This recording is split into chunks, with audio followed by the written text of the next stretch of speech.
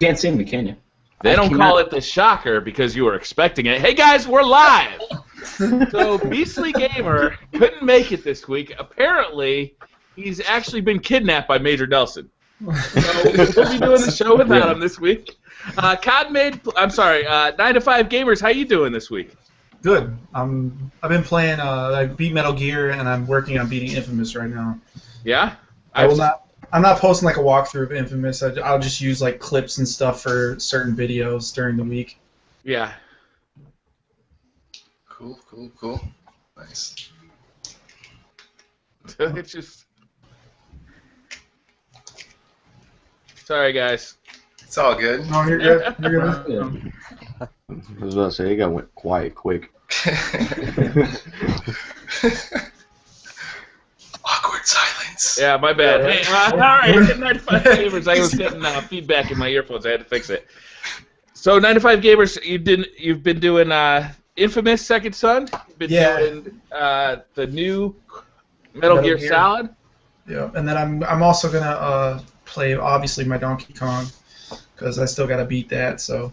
They're still working on that. That's been like 3 weeks, right? Yeah, I'm trying to like savor it because when I play it, I usually play once a week and I just record that. I'm not gonna play all the way through it and make a bunch of videos because I didn't want to beat it because to be honest with you, until Mario Kart, there's nothing really on the Wii U until then.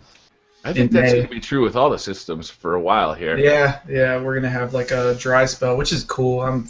Whatever, I got enough stuff to play through again. That's true. Hey, Cod Made Player, what have you been up to this week? Not too much, man. Picked up Infamous Second Son early Friday morning. Beat it like 9 hours after that. Got everything recorded, just doing like a Let's Play. I'm probably going to post like 1 or 2 videos of that a day.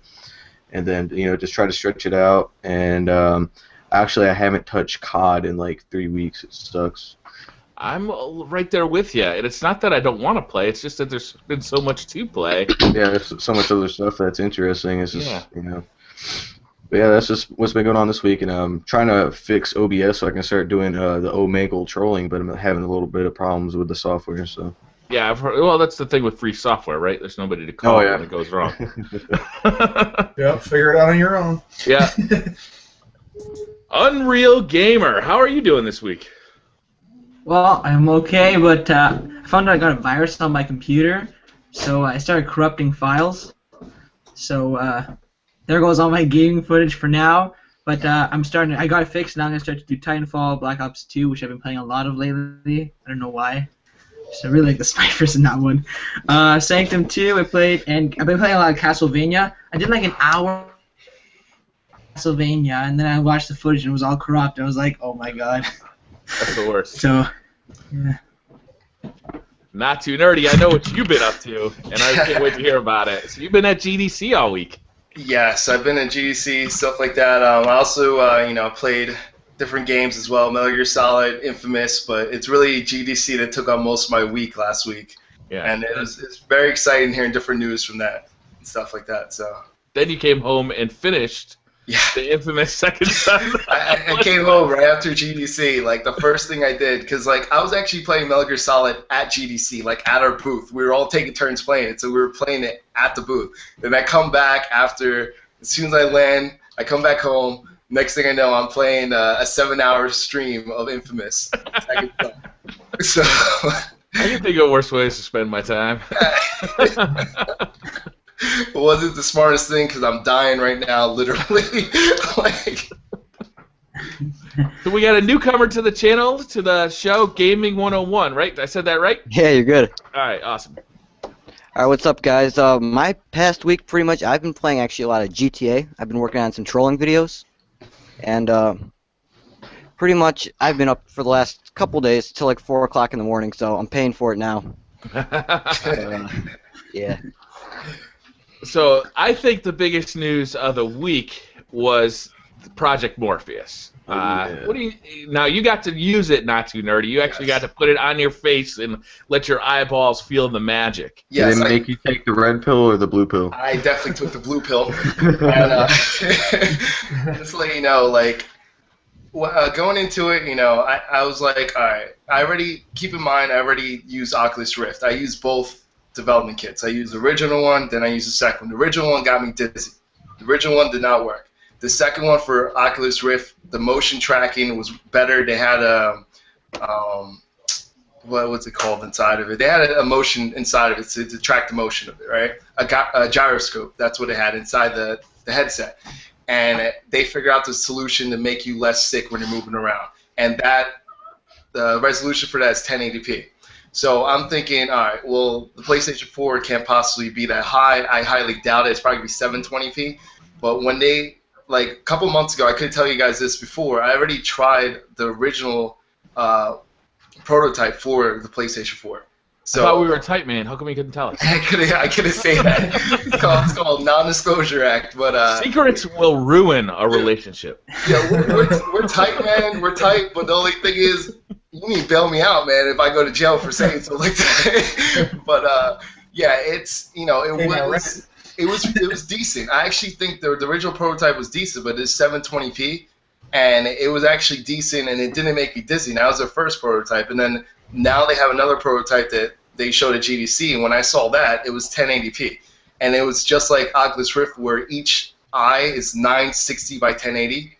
So that's very impressive for the numbers right there. And the thing that makes it different is the fact that it has sensors in front of it, 4 sensors, 2 on top of the lens, the screen, 2 on top, 2 on the bottom, and then it has 2 on the back. So now you can clearly tell exactly where you are. And the PlayStation uses the PlayStation camera to track where you are.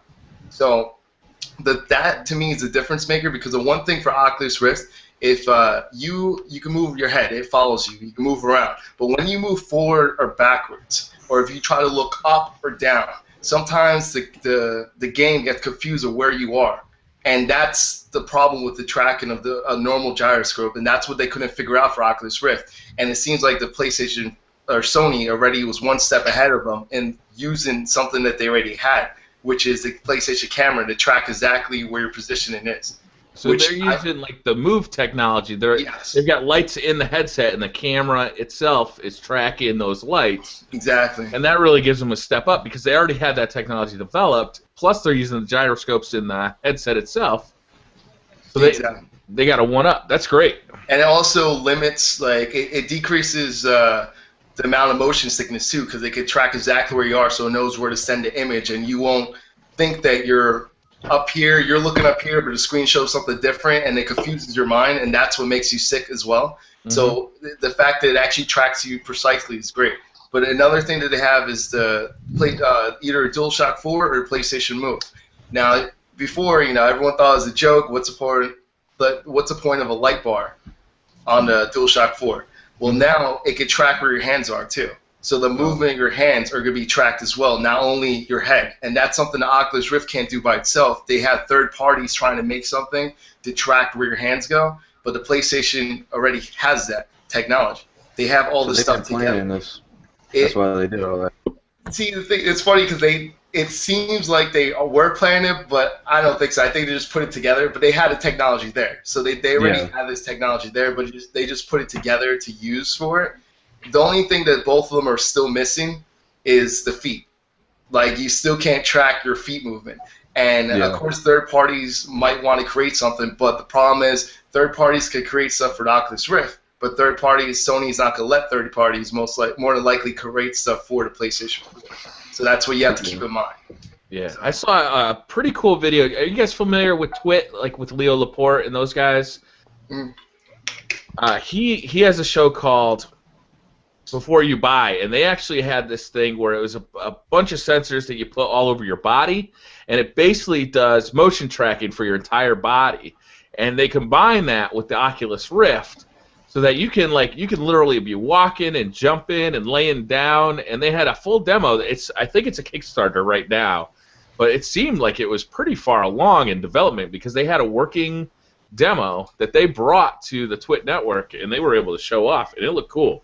So if they could combine technologies like that, I don't know if that's going to be that successful though, because strapping on all this stuff to my body, I don't know. I just want to sit down and game for 20 minutes. Like, do I really want to get dressed for gaming? I think that's why the PlayStation will be successful, because the controller. Everything's going to come back to the controller. That's the one thing that all this stuff is, people say the Move wasn't successful, Kinect wasn't successful. But if you have a controller in your hand and all you're doing is changing the way you look at things, that you feel you're in the world, that's why I think this will be successful, because all you have to do, you can sit down, you can stand up, you can move around with your head and stuff, but you still have that controller, something that you feel comfortable doing. Yeah. Like that's to me, it's what I think why it'll be successful. So I don't know. What do you guys think about Project Morpheus? I'm excited for it. Like, I think it's gonna be something I'm really gonna enjoy. Do they say like what kind of games is it gonna be capable with all games, or are they gonna have to make different programming for games for the headset to actually work? Believe it or not, the programming for it isn't too complicated, because all you're really doing, if you are focusing on a first-person perspective, you're just changing the camera angle to match up where you want the camera to face. So it's really not that much different, because once you create a game, like there's a part where you actually highlight where you want the camera to be positioned in each spot. So once you focus on that, it's nothing really different for the game company, especially if they're already used to making first-person view. If they make first-person view, it's really not that much different for them at all. So they just it's not that much longer to do to perfect it, to show like certain things that pop out and stuff like that. Those features you might want to, it might take some time, but it's not overall. It won't take you that much longer to create. So, but I played Eve Valkyrie, and I also played this. Forgot the name of it. It's like a deep sea adventure thing. Like I was like underwater in like a cage thing, and like those are the two that I tried. The Thief was there, but Thief wasn't at the time. They only had like a little bit working on it, and it wasn't like running, so they didn't show it completely. But the other two games were playable. That's all. Thief, to me, because it's the only the three games that you talk about, and that one's been talked about with the Oculus Rift too. That kind of experience seems like it'd just be a natural fit, because it's a slower paced thing. For some reason, my brain disconnects with these like 3D VR headsets once you get into like fast-paced games like Call of Duty or Titanfall, because I might want to be looking in one direction and shooting in another direction. And while that seems like it could work, it seems like it's going to be incredibly hard to work well. But something like Thief, where it's slow-paced and it's all about being an immersive experience, that seems like it's a natural fit.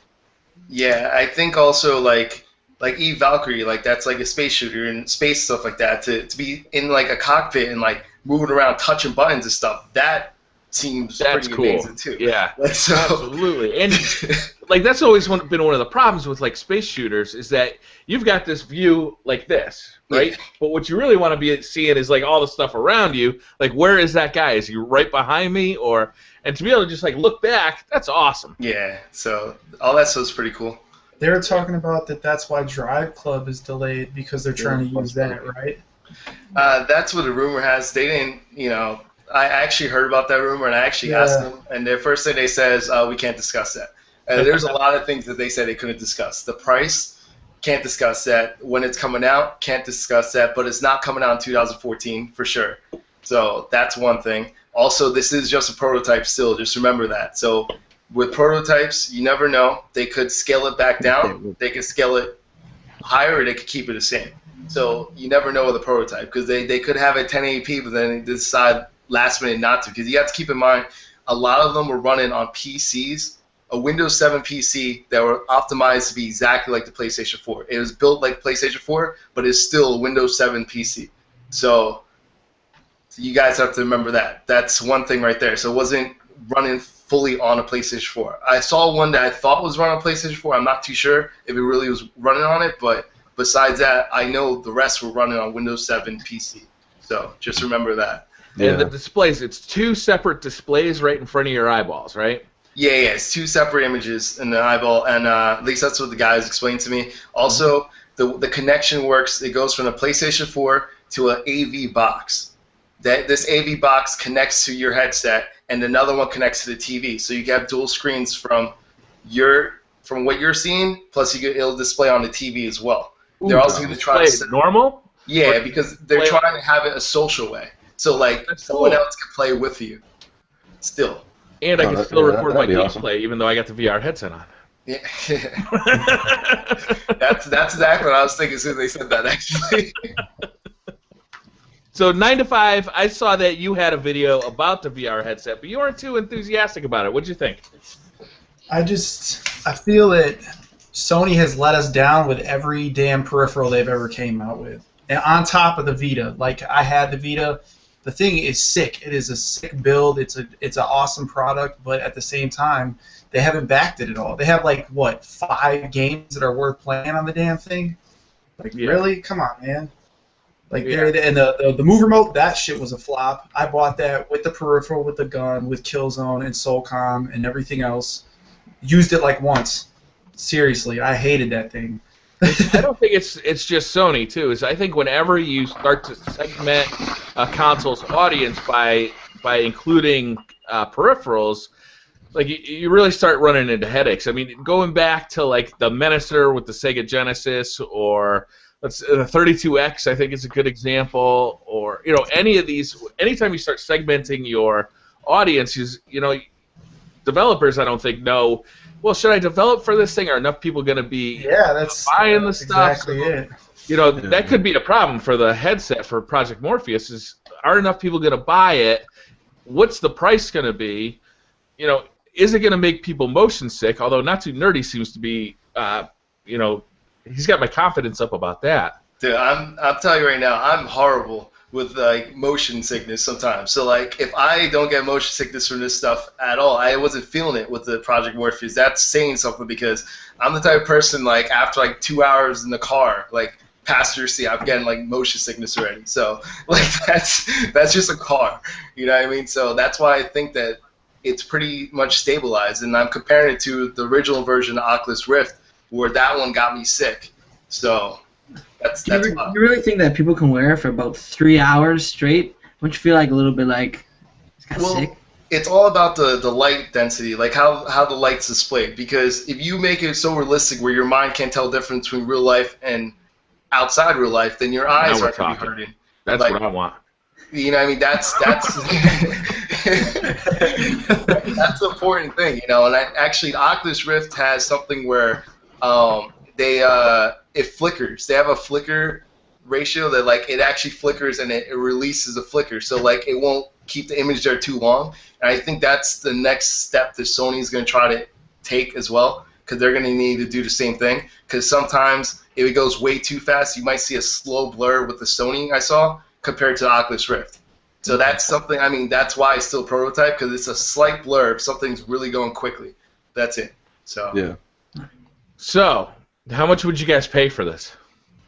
If it's supported, $399, I would pay for it all day. $400 if it's quality.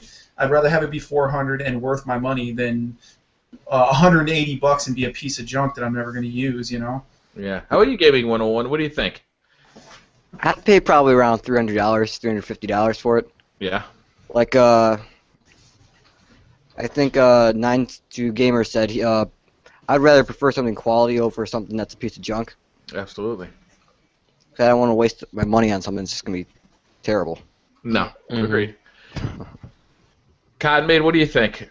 What's the maximum price you'd pay for something like this? Are you even interested? Maximum? Yeah, I'm very interested. I'd probably pay maybe Xbox One price. Yeah. Well, which price? The new $500 or the new $400 price, or the?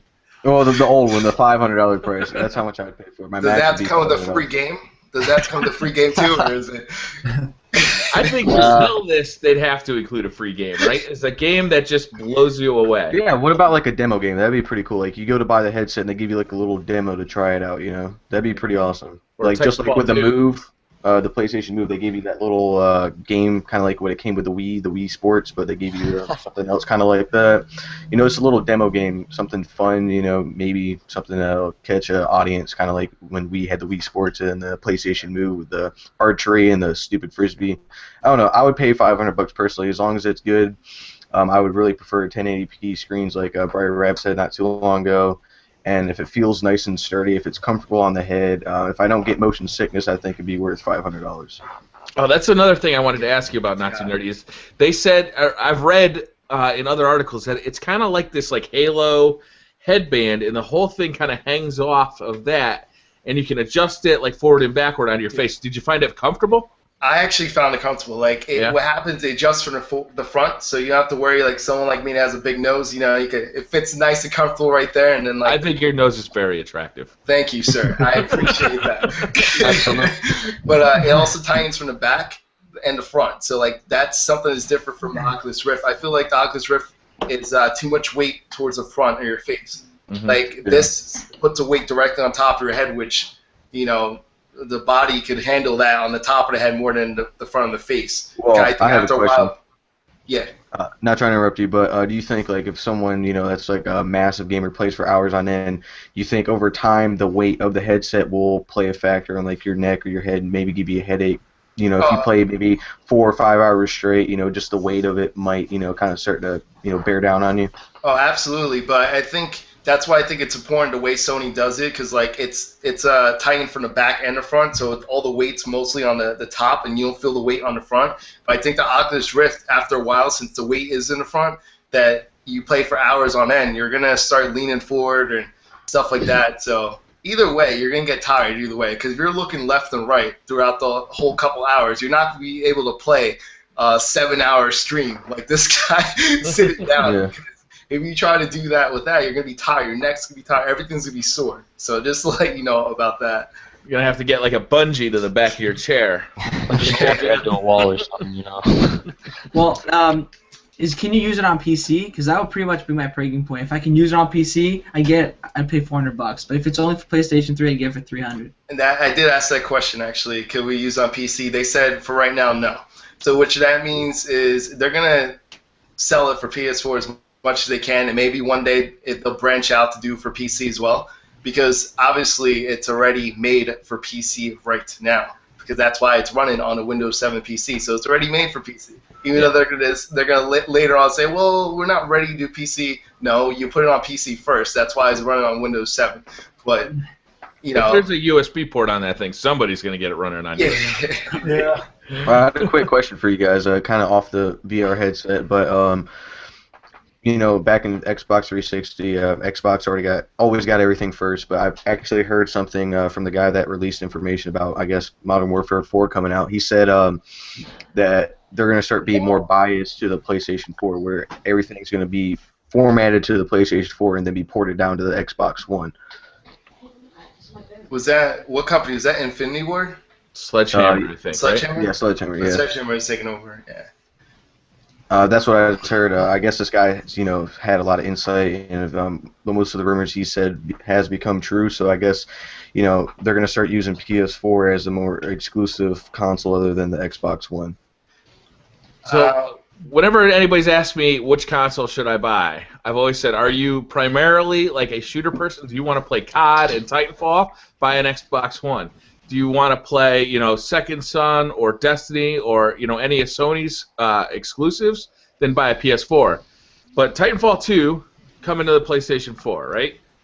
And now if the PS4 is the primary platform for COD, what on earth would you buy an Xbox One for? Halo. Gears, when it comes out, Gears will be amazing on that. So will Halo. But well, the thing that they were saying too. Oh, go ahead. No, I'm just saying they probably won't be out for like another year and a half, both those games. Yeah. I like used to be a huge Halo fan, but the last Halo game did not do it for me. And now that Bungie's working on Destiny, that's really what I'm looking forward to. I don't really care about the next Halo game at this point. Yeah. And the last Gears of War game was nothing too special either. That didn't even take place with like the main characters, right? Yeah, it was Judgment, and you were like Cole and that other guy. Cole, I think Cole is my favorite character, right? He was the football player. The big ass black dudes. Yep. That's why I hang out with Beastly, man. Speaking of Beastly, I'm really sorry he couldn't make it because he's busy playing Infamous Second Son. He just didn't want to come. Yeah. Did you hear about this thing where you can play Infamous and track your eyes or whatever? No, what's that? There's some like weird little camera thing that when you look at the screen, it tracks your eyes and your motion on Infamous. It was like a prototype or something. I think it was at GDC or no? Yeah, it was. It looks almost like the PlayStation camera, the way it looks. Yeah. And it tracks your eye movement. So instead of you, like what you said, like if you look to your left, the screen will move to your left for you without you having to turn to left. So naturally your eyes will move quicker than you pressing it. So that's why it'll track your eye movement.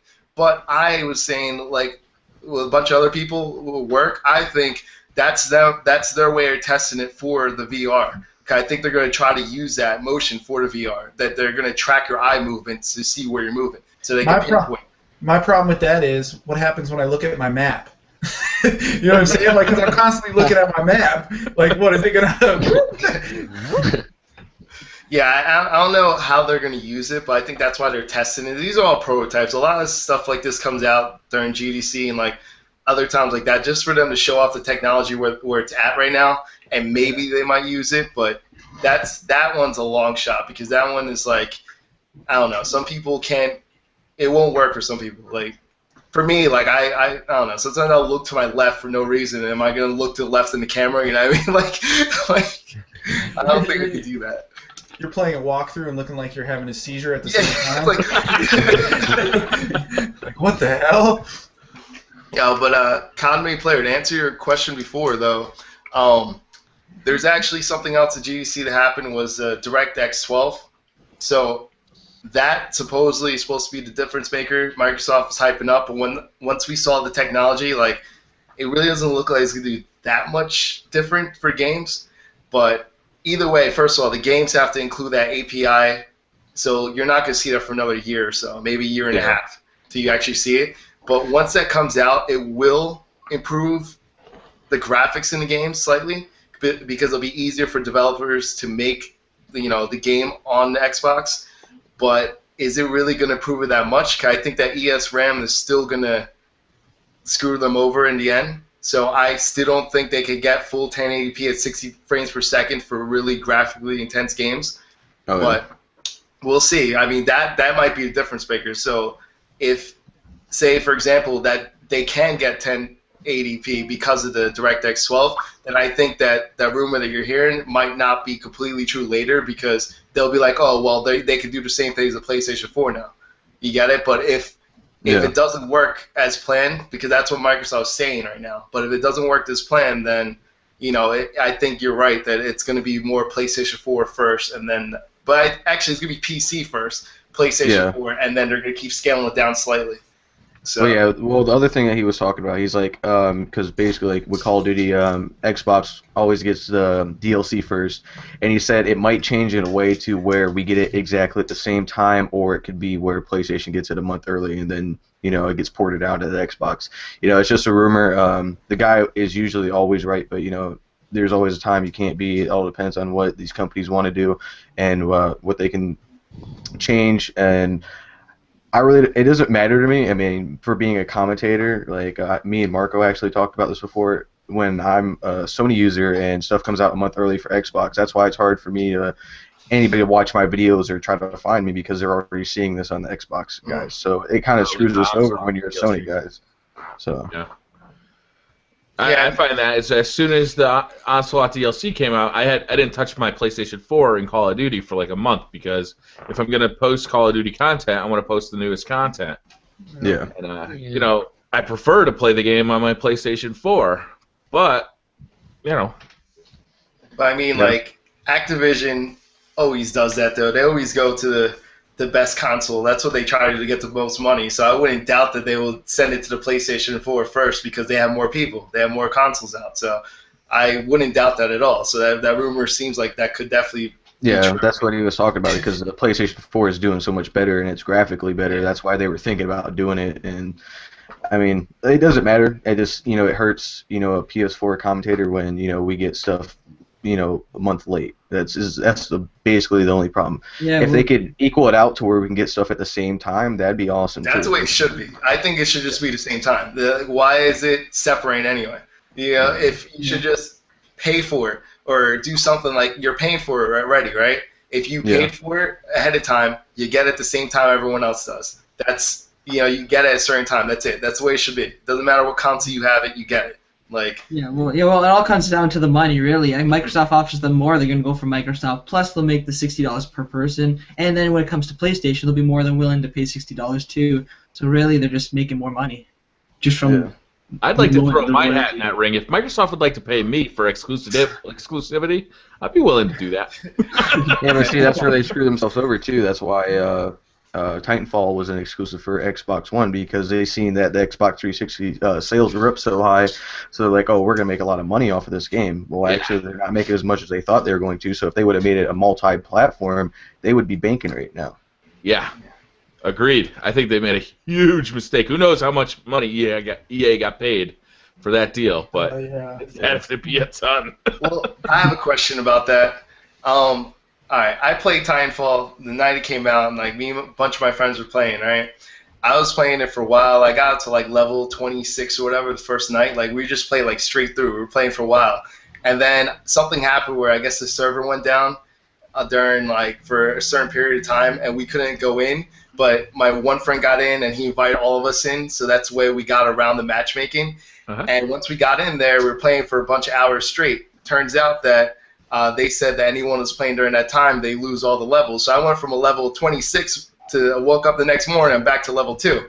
I'm like, I was immediately pissed off. I locked all these weapons and stuff like that. So I had a little sour taste in my mouth already from Titanfall. But did you guys hear about it when Titanfall was released? When the server went down, it was actually affecting other games when people were trying to play online.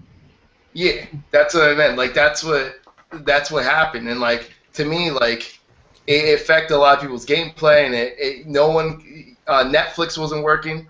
Like a comment player, like you're saying, Netflix wasn't working because Titanfall is up, and Microsoft, no, our cloud's still up there. It's still working. Don't worry about it. But to me, the game, like, because, all right, BriarRabbit, you're the one that plays the game, right? You like the game. Do you still play it, like, a lot? Because, like, I just stopped playing it. I don't know why. I just feel like I can't play longer than an hour anymore, because it just feels like it's not, like, even Call of Duty, you could level up better, and, like, I just feel like you get more out of it when you level up. For this game, it's, like, it's repetitive for me. Like, it already got to that point where it's now repetitive because I already seen, like, the weapons and stuff, and I already seen, like, you know, the Titans. Like, what do you think about that? I'm a little bit surprised. I think the setback might be coloring your opinion a little bit there, because I think that there's definitely not as much stuff to unlock as there is in a Call of Duty game. Like you don't get like a new gun every level that you level up, which is a little bit disappointing. But what I'm finding is really keeping me in the game is learning the parkour routes around the levels and really learning the strategies with the 3 Titans. I'm really enjoying the Strider Titan, the really fast and little one. I find that is much more successful for me than using the big Titan or the I can't remember, the Ogre, I think it's called. And I'm just like, that's what's keeping me in the game, is like learning routes, learning the best way to kill things. The key to success in that game isn't necessarily hunting down pilots, but it's actually just hunting down everything. Yeah. Like just racking up score as quickly as possible. And that's fun. I don't know. Is it going to last for 2 years until Titanfall 2 comes out? Who knows? That was my question. That's a question I can't answer. Have you regened yet, or whatever it's called? No, I haven't. I have. Like five guys at work, they've all regened already, and I'm like, are you serious, man? The game's been out for like 2 weeks. Yeah. Freaking Battlefield, I haven't even hit max rank in that, and I got 240 some odd hours in it. Yeah, I regenerated. I don't even know how. I probably played around like 13 hours total, and I regenerated. I don't know how. But when you regenerate, to regenerate, it takes a third. You have to do challenges, right? Exactly, those challenges. Now the challenge is like kill enemies with the shotgun, and then this many with the pilot, and then you have to get like 200 kills with both around, and then you have to use your Titan with the 40mm cannon, kill like this many Titans and this many enemies. And then you have it's kind of like the objectives in Call of Duty Ghosts. Yeah, and then when you start to get to the higher ones, it's like when people eject, you have to shoot them in the air, and you have to do that like 50 or 100 times. And you kill people with those arc grenades. That's what I think is really cool hard about that. That's awesome how they're giving you challenges, and if you don't fulfill those challenges, you don't progress into regenerating, which is awesome. That's Oh, so that's basically what a causes way you of to just regenerate? adding value to the game, right? It's like, okay, we have the core gameplay and we only got like 12 levels, but here's all these different challenges, and if you really want to, like, show how big your e-penis is, you have to complete these challenges. Of course. You know? Do you guys think they have to fix the matchmaking in the game? Because there's been times like, when, like, for example, me and my friends, like, a bunch of us were ranked high, and, like, we're going against people that are ranked low. It just seems like it's completely random who it selects to be on the team. It's not, like, as even. It doesn't balance the team out whatsoever. That's the one thing I noticed when it matchmakes. It just puts 6 people versus 6 people. It doesn't really, like, balance the matchmaking. That's why you'll have, like, all new people on one side versus, like, all experienced people on the left side. Like, Doesn't your team stay the same?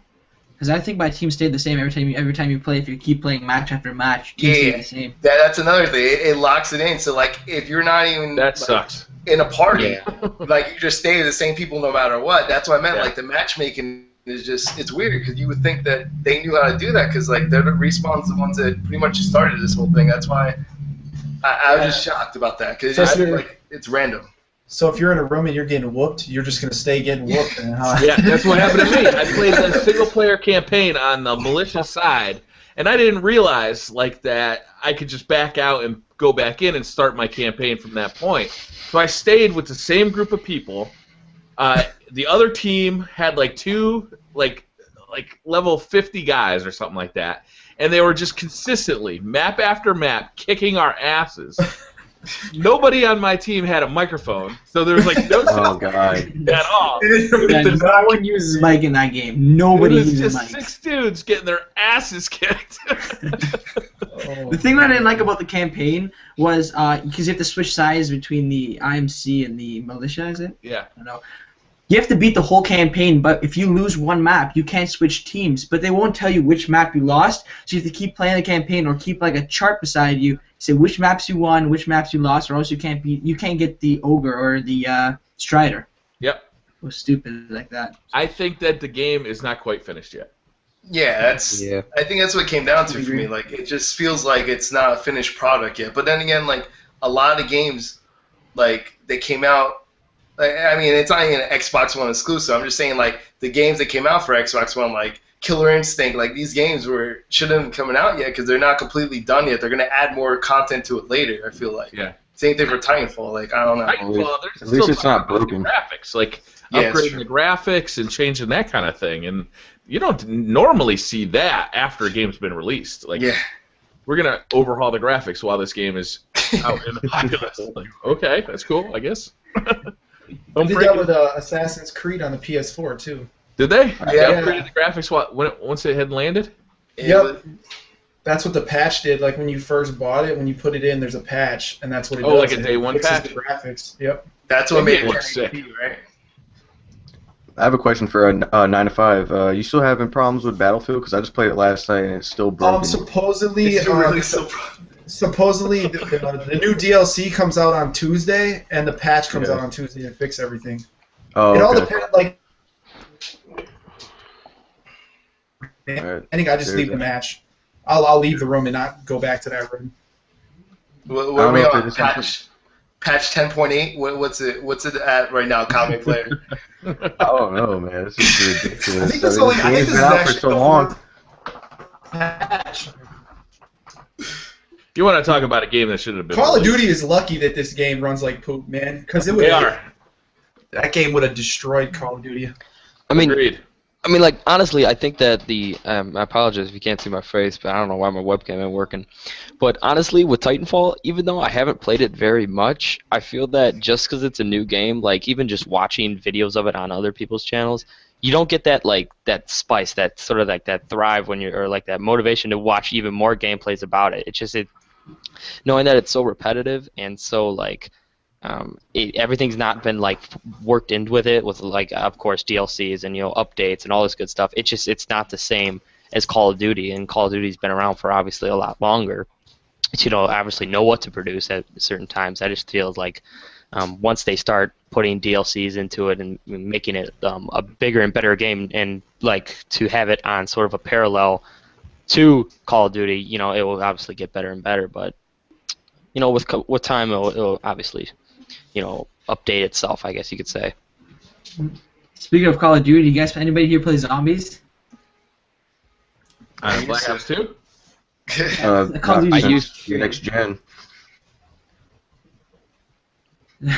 Well, if you guys, Treyarch on their Twitter released like 2 tease pictures of their zombies, but in 2 years, there's a Black Ops 3 would come out. So, if they made a standalone game, I'd buy that game so fast. What if they just released some new maps for Black Ops 2?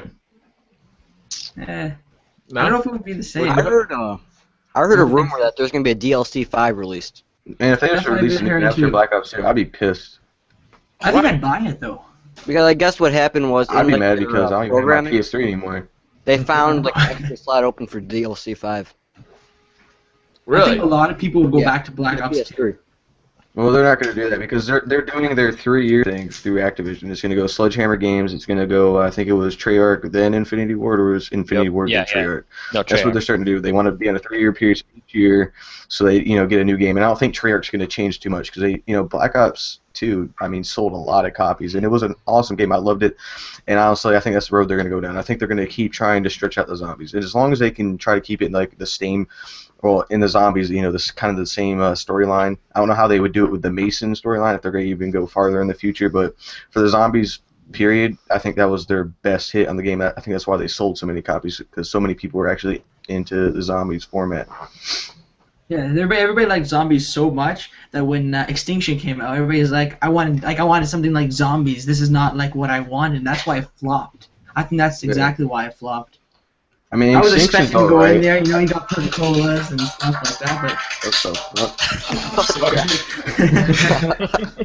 This is Yeah. Zelda ringtone. So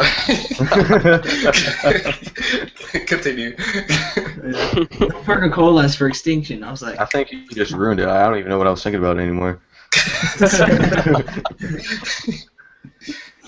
So Microsoft has announced that they're planning to reward good behavior on Xbox Live. Oh, You wow. think this is going to work? You think it's do you think I don't know what to make of this actually. What, are they getting tired of banning people for How would cussing? they work with that? That's not. So my guess is that you'll probably get maybe some free DLC or maybe a small Microsoft Arcade game if your reputation is so high for so long. What do you what kind of reward could they give you? They're gonna send you Microsoft more points. They're gonna send you more Microsoft Xbox stickers in the mail. Xbox. I have an Xbox. Yeah. I'm gonna put them on the back of Beastly Gamer's car.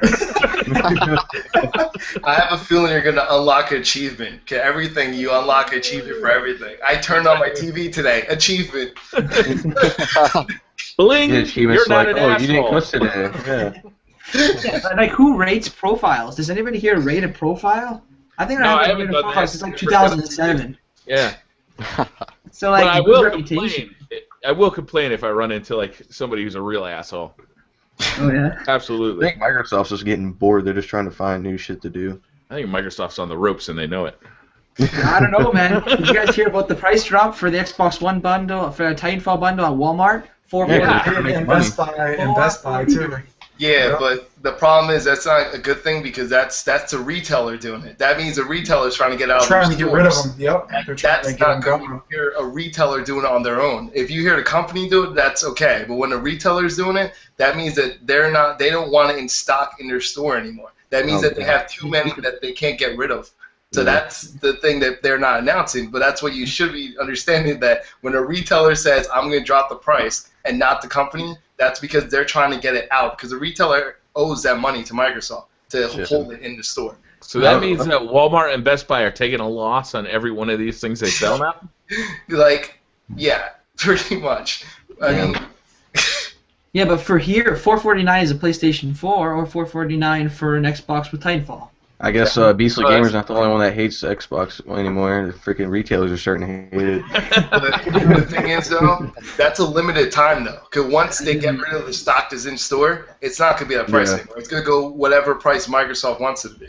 So yeah, that's but why then you got to think also, like when you go into the store and you see the price drop, And like you said, once they go out of stock and they get, well, I guess they get a new shipment in, it's going to go back up. So that's going to set people off. Like, oh shit, I was just here. I'll just say like a month ago, and oh, it was $400. Come back now, it's $500. Same thing happened with the PlayStation 4 here. Yeah, I know. Yeah, it's just going to be ridiculous. You know, they're screwing themselves over too because people are going to be so happy. Oh, I'm getting it for $100 cheaper. Come back a month later, if you didn't have the money, oh, why the hell did it go back up? Exactly. Yeah. Well, I'm sure they have a lot. And also, I had another thing to ask you guys. I don't know if you guys see my video, but they're starting to do Walmart's wanting to buy used games and they'll actually give you in-store credit to buy anything in the store. Yeah. I don't I hate Walmart. I hate trading Never stuff sell out. the I was Xbox talking to guys at Walmart. GameStop, and they said if they don't have all the licenses and stuff properly for that, because I heard they were going to put a machine in the store that was actually going to do all the work, and they said actually by law they can't do that, and they'd get in serious trouble, especially in the state I live in. Like a kiosk that you like slide your game in, like almost like one of those Redbox kiosks. Yeah. That's what I heard. I was reading through the press conference report, and that's what they were talking about. And I was talking to a GameStop manager, and they said by law you have to have, I forgot what he was saying, but you have to have all kind of paperwork and stuff. And he said if they just have a machine in there doing that, they're going to get in trouble really quick. I think they said they paid like $30 for like a $60 game that you'd buy. Is that right? Yeah. Like if I bought Call of Yeah, Duty then they're Ghosts going for to $60, resell it it's too. Yeah. Actually, did you guys see Call of Duty I Ghosts? guess it's once it's, Go ahead. no, I didn't see that. No. But I just think it's Well, really it's like retarded that they're trying to compete with GameStop now. Because they also said, Economy Player, they announced that, like, at average, it's going to be $35 that they're going to give back for games. So, Yeah, I then don't they're know. going to refurbish the game, and then they're going to sell it. Honestly, I think... Refurbish the game. That's what they said. It literally said that in the ABC press conference report. I was like, refurbish a freaking game? What? To be honest, I think that could work, though, because Walmart could literally take a slight loss to the game and give you more value to it because they know that you'll most likely, when you go to their store, you'll purchase something else because they can offer you other things. So that's the thing. Like, it might actually work because they can re-offer you something else. Think about it. Yeah, You get the money back there. That's a difference maker. Like, they'll give you store credit in their whole store, or you could trade it in for a game and get even more money, like stuff like that. Like, there's plenty of things that they can do that their competition can't. GameStop can't do and Best Buy can't do. You can't buy a futon at GameStop. Yeah, no, right? I don't know. My GameStop's starting to sell like laptops and cell phones and shit. I don't know. That's happening at mine too. Yeah, that's weird. Did you guys see Walmart? I don't know if you guys are here, but if anybody's in Canada, Walmart has PlayStation 4, Call of Duty Ghosts, and Killzone for only $30. Too bad I didn't get a New? PlayStation 4. Brand new. Did you say a PlayStation 4 for $30? Yeah, it's crazy. I was like, it's Battlefield 4 $30 for Xbox One, but nope. I haven't got Battlefield 4 yet. Does your guys' camera? They said that when you got Battlefield 4, like if you lean, I don't know if that's their PlayStation camera. If you lean to the left or the right, you lean in the game. I think that's in the single player. I'm not sure if it works in the multiplayer. Yeah. I heard people doing it in the multiplayer. Are they? I still can't even find a camera right now. That's what I've been wanting to get my hands on. I can't even find one. They're low on stock for camera, too, yeah. Yeah, they've been Yeah. talking about that. They wildly made those. Yeah. At my GameStop, they said they literally got like a shipment of, I think it was 5 consoles and 2 cameras. The 2 cameras sold instantly, and now they only have 1 console, and that was within 2 days. Yeah, I got lucky. The night I picked up my PlayStation 4, I just said, well, throw the camera in there with it. That's what I did. I could have done it too. I When should have did it because I slept outside of Best Buy for 20 hours to get my PS4. I was the first in line.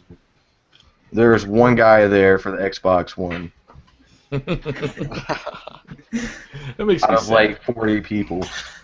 And guess what? If you get that VR headset, you're going to need a PlayStation 4 camera. Remember that. I don't know if they'll pack it in with the headset or if they'll. That'd be cool. Do like a bundle deal with They it. may want a bundle pack. They probably will have a bundle package, but they're going to want to keep this as low as possible because the numbers are already going to be high, so they'll be like, oh, you could get all this for like $500. You know what I mean? Like, they Yeah. want to make sure that I think their target is the same price or lower than the PlayStation 4. So, like, I think that's their goal because if it's more than a PlayStation 4, I remember you guys were talking about that. You and Beastly Gamer were talking about that. Is it going to be named as a Sony headset or is it going to be named as a PlayStation headset? Yep.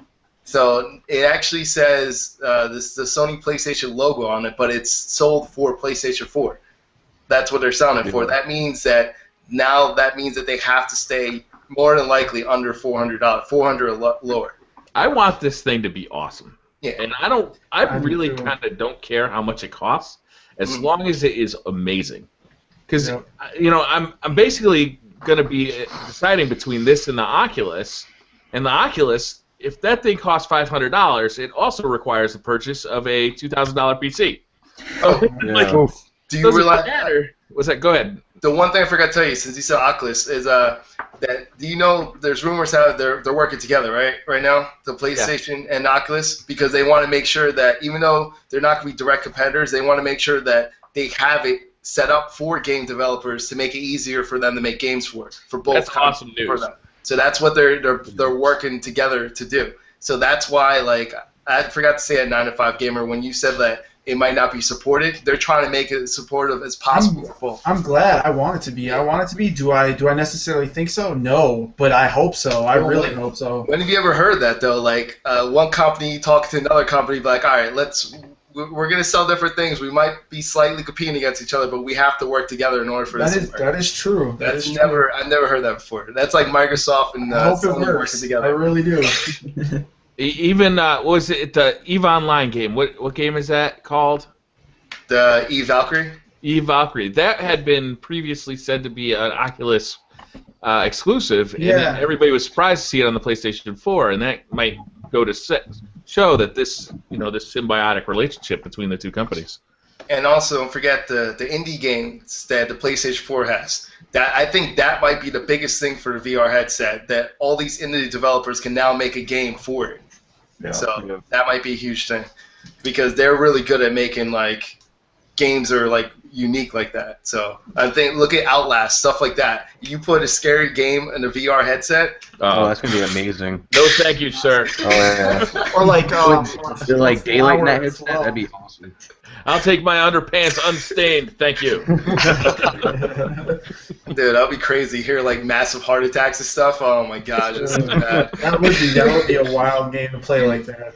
5 kids ended up in the hospital with from Outlast. Food for healthy hearts only. They legitimately try to run in real life and run into the damn wall. Yeah.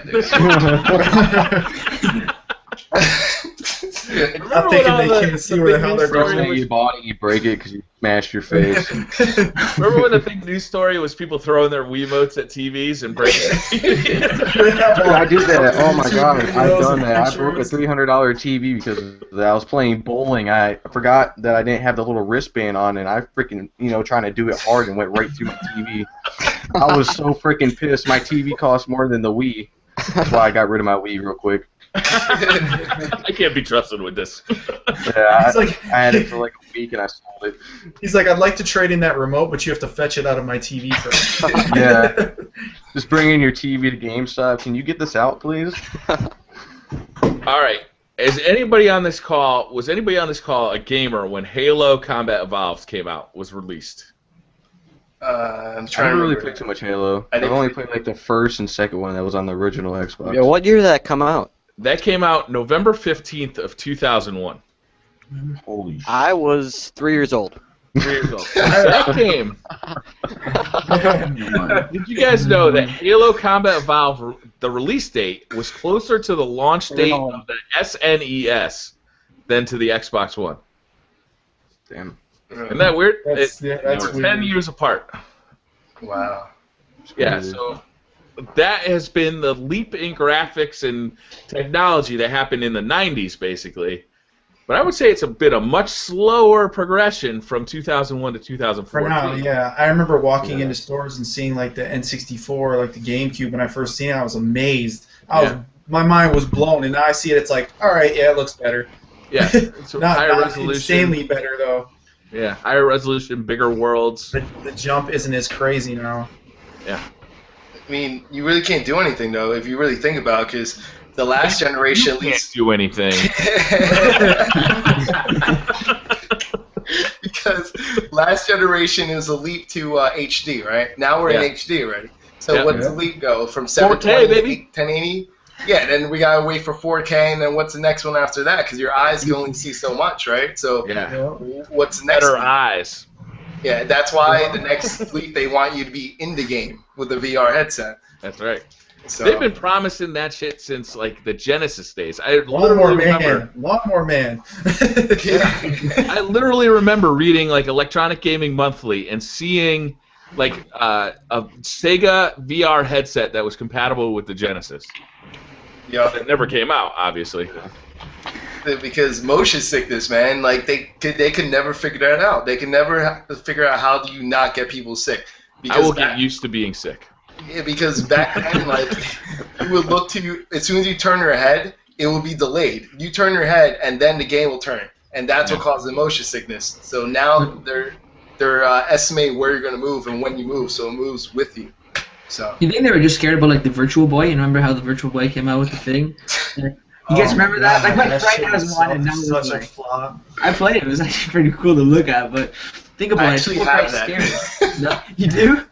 And I collected that. I have that. It's like all the nice little red screen. Everything's red, man. That was the worst idea ever.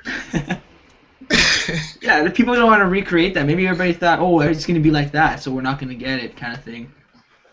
Did any of you guys watch the trailer for the new Assassin's Creed? The little like Is it cutscene. new Assassin's Creed already? Yeah, Yeah, it's it's like called Unity. Unity. Yeah, There's actually 2 coming, supposedly. yeah. Supposedly once for last gen and Wii U. Oh yeah, Wii U. Yeah, they made 2. Like the one that they showed though is the one for next gen, supposedly. That's what they said. But I don't know. It looks okay. Like was it French Revolutionary War or something like that? Yeah. Yeah. Who is that sexy bastard? Oh. You just snuck in here. Like. You thought we weren't watching. I'm a ninja. I'm a brown ninja. I'm a brown. Brown Ninja. Hey, well, what could Brown do for you? No, sorry. What didn't they say? Like, didn't Ubisoft say that they had to sell 1 million virtual headsets before they create Assassin's Creed for that for the headset? You guys hear about that? What was that? So they have to sell 1 million headsets before Ubisoft would like Start make- developing for it. How much development do they really need? Can't they just? I'm sure there'll be some kind of way to just kind of pop in those controls, and you know Maybe you don't have to do anything graphically, do you? You're just splitting the. I'm looking at the article right now.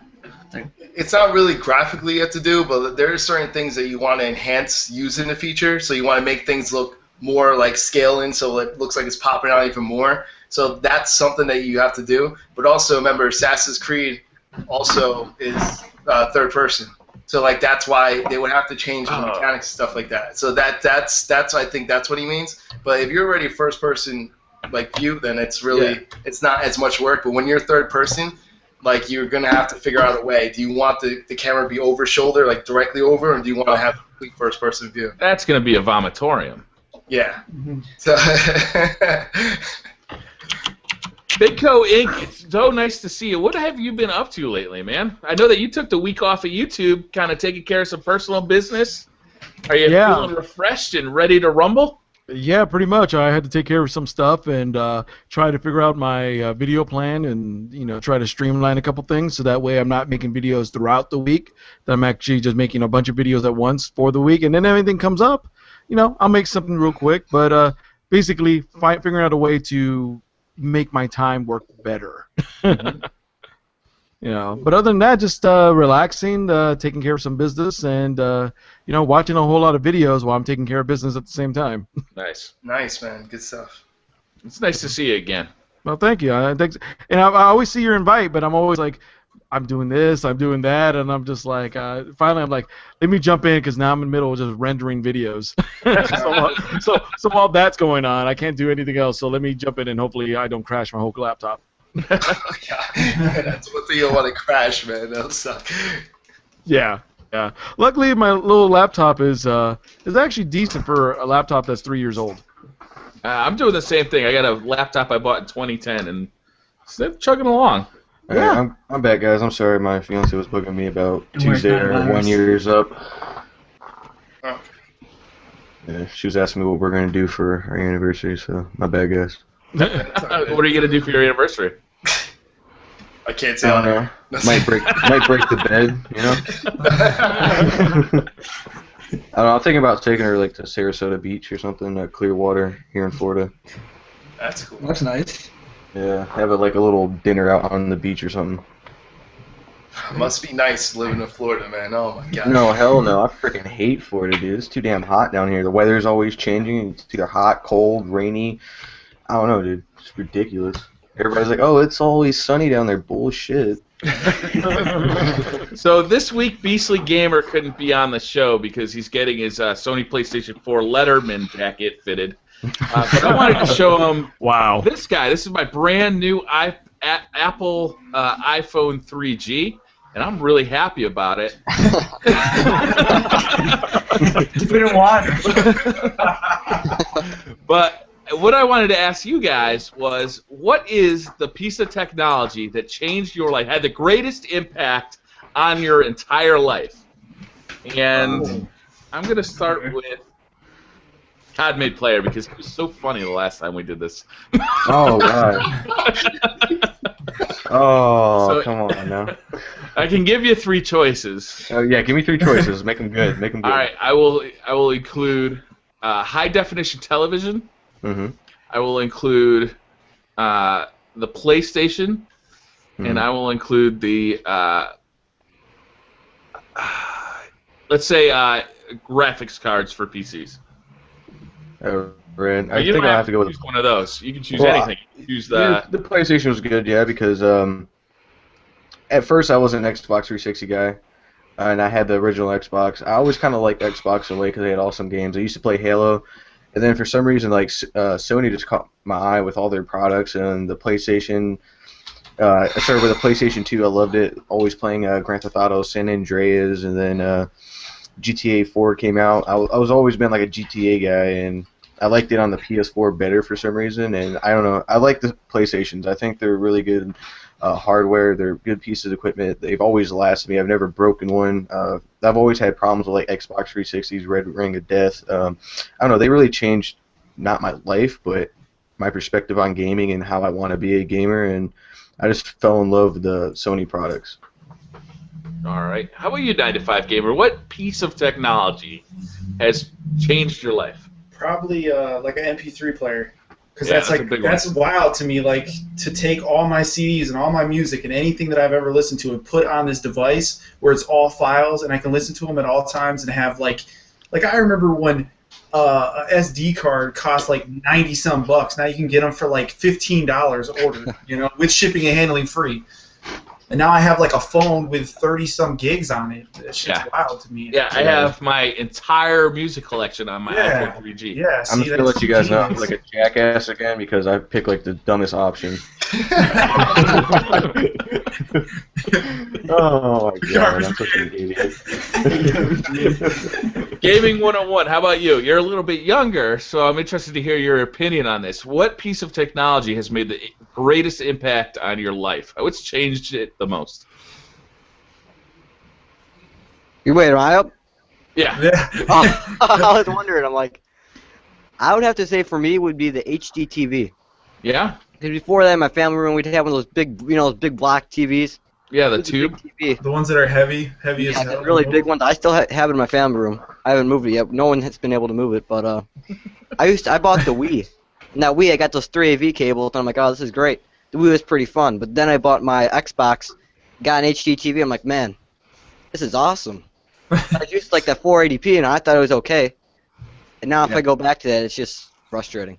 That was a big moment for me, too. Hooking up the Xbox 360 to a HD TV for the first time and just watching it boot up, I was like, whoa. Yeah, that was the best part of the movie. I can see stuff now. God, I'm such an idiot, man. I picked the worst.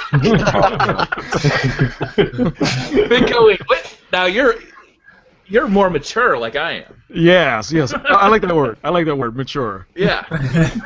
We don't use the O word here. No. I was about to say that's code. What do you mean, OG? What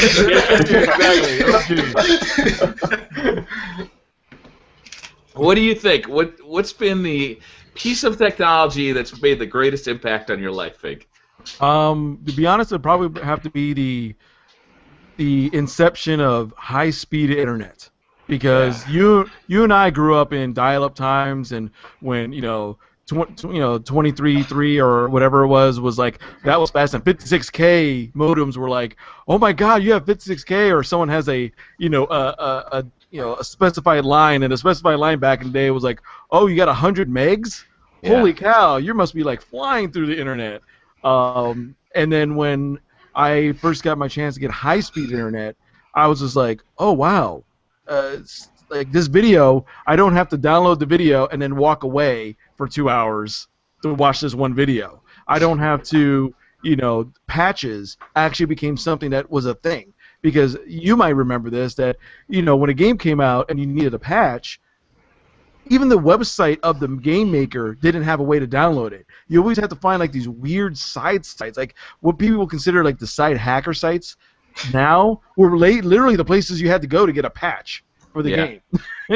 Because no one was uploading it. So to me, there was no DLC. You'd buy an expansion pack. Yeah, exactly. I kind of miss the term expansion pack. Now people think expansion pack, they think like MMO, World of Warcraft stuff. But really, every piece of DLC is an expansion pack. All I think of is the N64.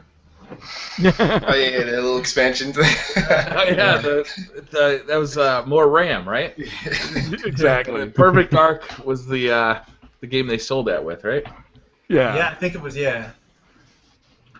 See, that's the reason I clicked on going this, because I overheard the part of the conversation that was like, who here was a gamer when Halo, came out, and I was just shaking my head. I'm like, he's like, oh, touch a soft spot. Yeah, I was researching Halo 5 to find out when that was going to come out, and I couldn't figure it out. But in the process, I ended up on the Wikipedia page for Halo, and I looked at the release date. I was like, Jesus. Like, that was, like, right around 9/11. Like, the world has changed so much since Halo came out. And then I was like, wait a minute, that's a hell of a lot closer to the release of the SNES than it is to now. Yeah. Shit, I'm old. Yeah, it's funny. Like, I don't know, Briar, if you caught that video that I made of, like, I saying, like, I've never played a Pokemon game, and people were freaking out. Like, how could you have never played a Pokemon game? I go, watch the video, and I kind of explained that when Pokemon Red and Blue came out, I was graduating high school. And I never owned a Game Boy. So, like, literally, I remember the first time I seen Pokemon. I was walking through Toys R Us waiting to go see a movie with friends, and they had a video of it. Like, collect monsters and all that stuff. The two thoughts, and I remember this to this day, that went through my head was, oh, that looks neat. If I had a Game Boy, I'll pick it up because I liked RPG games. And the second thing was, I wonder how people out here in the United States are going to like this game. I don't think it's going to sell. I think that was a solid prediction. Yeah, it was a solid prediction. So all my predictions about games selling, trust me, because, I predicted Pokemon would do okay. Hey, I just have a question for you guys. I just saw something on Twitter. I want to hear Not Too Nerdy's answer for this question. Oh, yeah, my bad. Okay. I'm going to have to stick with gaming. I'm going to say with for the PlayStation, original PlayStation, it's going to be the DualShock. Because once they added the analog like thumbsticks, I think that's what changed like a lot of games. Like that's like the standard to have both thumbsticks, and like that's what makes like the 3D games 3D. Like you have to rotate around. You can't use the directional pad anymore. You can't just use that. So I think that's what, for me, that once we had that, I'm like, wow, I could rotate around now. There's no more like the camera angle slowly changing. I can actually. Oh yeah. Quicker. So remember that? Like that used to be a thing. Like, how good is the camera in this game? Yeah, because it always had to be automated. Because like that's the thing. Like you always have to turn the person and then change the camera angle or something like that, adjust it. And like when you play a 3D game with just a directional pad, it's almost impossible. That's why those analog sticks were so like amazing back then to me. Because like, oh yes, finally. I mean, not that I didn't like the Super NES games, but you didn't have to worry about those 3D games. You had to, as soon as PlayStation came around, you're like, wow, this is the future, so we have to start find a future controller, and I think that's what changed it for me. So. I didn't realize that it was going to be the future. I was using it for Gran Turismo. Was it 1 that it came along with? I think, yeah, that's the first Gran Turismo was the game that they had it with, I believe. And I was just so impressed that I could just move it a little bit to turn a little bit. And I think they had the right one mapped so you could shift with it too, right? Yep. Or you can have it your acceleration and your reverse. Oh, that's right. I think the game that a lot of people seem to overlook because the later iterations and they don't make them anymore were just bad. The game that I think finally made people realize, and I think more in the game design world, that how to use these sticks and more than just moving the guy around was Ape Escape. Ape Escape taught people how to use these analog sticks in crazy ways, and it was like literally after that, like months after that, you start seeing more and more games use stuff that was basically taken straight from Ape Escape. Yeah, it's pretty much. That's like go play 007 now with those damn C buttons. I'll break a damn controller with that. No, that game does not stand up. Yeah. My memories are very fond, but. Why do you look like you're in Minecraft? Yeah. I have a question. I just seen this on Twitter on IGN's page saying, it was just posted like a couple hours ago saying that Infamous Second Son has received a day one patch that adds an additional 5 hours of the content to the game. Mm-hmm. So Good. I mean, I don't know if I've already seen that or if, you know. Yeah. I read that before I played the game, and I couldn't tell if I played it or not. I didn't know. Yeah. That was the extra 5 hours. What I didn't see it. Maybe that's side missions. I don't know.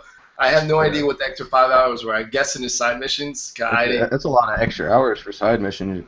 It's all the spray paint scene. Yeah, that's probably what it was. I don't know if it was like something too important or if I've already done it. I was just like. Don't forget to rattle that can. Yeah. Yeah, I actually thought that was pretty cool how they implemented that with a controller, using the touchpad on it. Mm-hmm. Yeah. Wait, now that I remember real quick that I think I know what it is. There's supposed to be a weekly challenge or something. Is there a weekly mission for Infamous? I think that's what it was, because they said there's supposed to be a weekly thing for Infamous Second Son. I think that might be the patch. That it's unlocked every week. That'd be cool. What I got from that Infamous Second Son thing, it was that, to me, it seemed like everyone's like, oh, 5 hours of content. It seemed to me that this was supposed to be day one DLC, but after a while they realized, hey, we're too early in the next-gen cycle to pull this nonsense, so let's just dump it out there because we don't have enough cohesive content to do this. So it's probably a lot of, like, say, the spray paint stuff or, collectible stuff. That's what they're talking about, hours of content, so might as well just throw it out there because, Infamous 2 will probably have day one DLC. Well, the thing is, it was 9 hours, though, the game itself, the main story. So, like, it actually has a lot of content by itself. 9 hours straight just for the main story. And then if I did everything else, I already beat the game. I stayed there and played it 9 hours. I think that it might have another 4 hours of additional content with it. The side missions might be another 4 hours. So it's a decent length for a game, especially open world game. Like, I don't think I could play with that. I don't want to really play a game for, like, 500 hours. Like, I can't do that. I'm not really an MMO type person, like, to sit there and play for super long. I need conclusion. I need closure. You didn't do any side missions when you played through it? Yeah, I did a couple. I did some that were along the way. Like, I didn't want to go out of my way. Like, I did missions along the way. I need to level up. You have to level up in games. Yeah. 9 to 5, the Let's Play is up on his channel. Haven't you watched the whole thing? No, I have nothing to do with that. Dude, it's only 9 hours long. I mean, like, I did it. Well, let's all agree that we all don't need to buy the Metal Gear Solid Ground Zeroes game because of if you're talking about content length. Yeah, that's funny. Dude, that game took me 10 hours to beat. I don't know about you guys. I'm just kidding. Yeah, no. The best excuse I've heard about the Metal Gear Ground Zeroes is like, well, I got 50 hours out of it. I just kept playing it. I'm like, well, I could get 50 hours out of Super Mario Brothers 3 if I kept playing it. I mean, what did you do? That game retails for $40, right? It actually was 40, but the outcry was so big because some of these websites that were under embargo, they didn't embargo the time length, so they kept on saying the time length. Basically, it's kind of doing one of those like, we can't tell you what to buy yet, but by the way, there's nothing here. Yep. And all of a sudden they lowered to $30, and supposedly it goes to $20 if you do digital download. But I saw a review by Angry Joe, and he had the perfect counter to this. He says anyone defending this has to remember there was the Dead Rising 2 side mission DLC prologue that was for $5 and it had 5 hours worth of content, and that was from Capcom. Yeah. The biggest, robbers of DLC in the world compared to Konami, but it says Metal Gear on it, so people want to defend it, and I'm like, nope. That was the big reason why people bought Zone of Enders too, was because of Metal Gear Solid Demo was involved with it. So a lot of people bought that game. Granted, the game was still good, but 90% of the people that bought it for the demo, not for the actual game. Coincidentally, that demo was the exact same length as the game. and the worst part of that whole Metal Gear Solid thing is that the game itself is excellent. Like, everyone looks at this and goes, yeah, this thing is going to be amazing when the real version comes out. Yeah. But holy crap, this was such a ripoff. The same thing happened with Crackdown. Crackdown was released with Halo beta or demo or whatever. Yeah, so a lot of people bought Crackdown. Crackdown was an amazing game. I love that game. Yeah, they're talking about a Crackdown 3 soon. That's why I said that's a really good game, Metal Gear Solid. It's a great game that you shouldn't buy. Like, that's what I told everyone. Yeah. Like, you shouldn't buy if you're not a diehard fan. I'm gonna buy it because I collect all the Metal Gear Solid games. That's why I bought it. I have a purpose. I collect games. Like, I do stuff like that, and I have a series. I have every Metal Gear game. Every game. So, like, I'm like, that's why I bought it. But should you buy it? No. That's exactly what I said. It's the best game that you should not buy. It's a good game that you shouldn't buy. That's exactly my advice to people. Don't buy it. Wait till it goes down from $5 maybe, $10, or just wait till the real game comes out, and it's going to have that as an expansion, or it's going to have it for free. Because I guarantee you that's what's going to happen. You pre-order the game, it's going to come out with the game. So Plus, it's going to be free on Plus in a week, watch. Yeah. Kojima's just going to give it to everybody. Yeah, exactly. That's exactly what it is. That whole thing, because I'm a big Metal Gear Solid fan as well. I loved even the original Metal Gear on Nintendo. And when I start hearing the content linked, I'm like, okay, I understand this is a prologue, so I'm not expecting a 10, 11-hour full experience. But when it was like an hour to beat the main game, I'm not even talking about the 10-minute or 6-minute speed runs people are doing, but it was like an hour and a half, maybe 2 hours max if you take your time to beat the main story. And people are like, well, if you played the side mission, there's more content. Well, when you're talking about content in the game, you're not talking about side missions. You're talking about the main content in the game, and the side missions are padding. Don't add the padding onto it and just say you gain a good value for $30. I would agree with that. I can't really see why somebody would pay that much for such a short game. Imagine if they had released this for free and just said, "Hey, Metal Gear fans, we only got 2 hours of content for you right now, but look at what it's going to do. It's going to build this base up for this excitement up for the release of the main game that's coming." Or if you bought it, they should have gave you a discount on the actual game when it comes out. Like, That'd you be buy good, this, you buy this, even if it was $40, you buy this for $40, but when the actual game comes out, you can buy the game for $20. Yeah. You know? That'd be cool. That would have been genius. Yeah, to me, this seems like everyone knows that a lot of Japanese publishers are hurting for money right now, and this new engine is so good, and it looks like it's really expensive to use.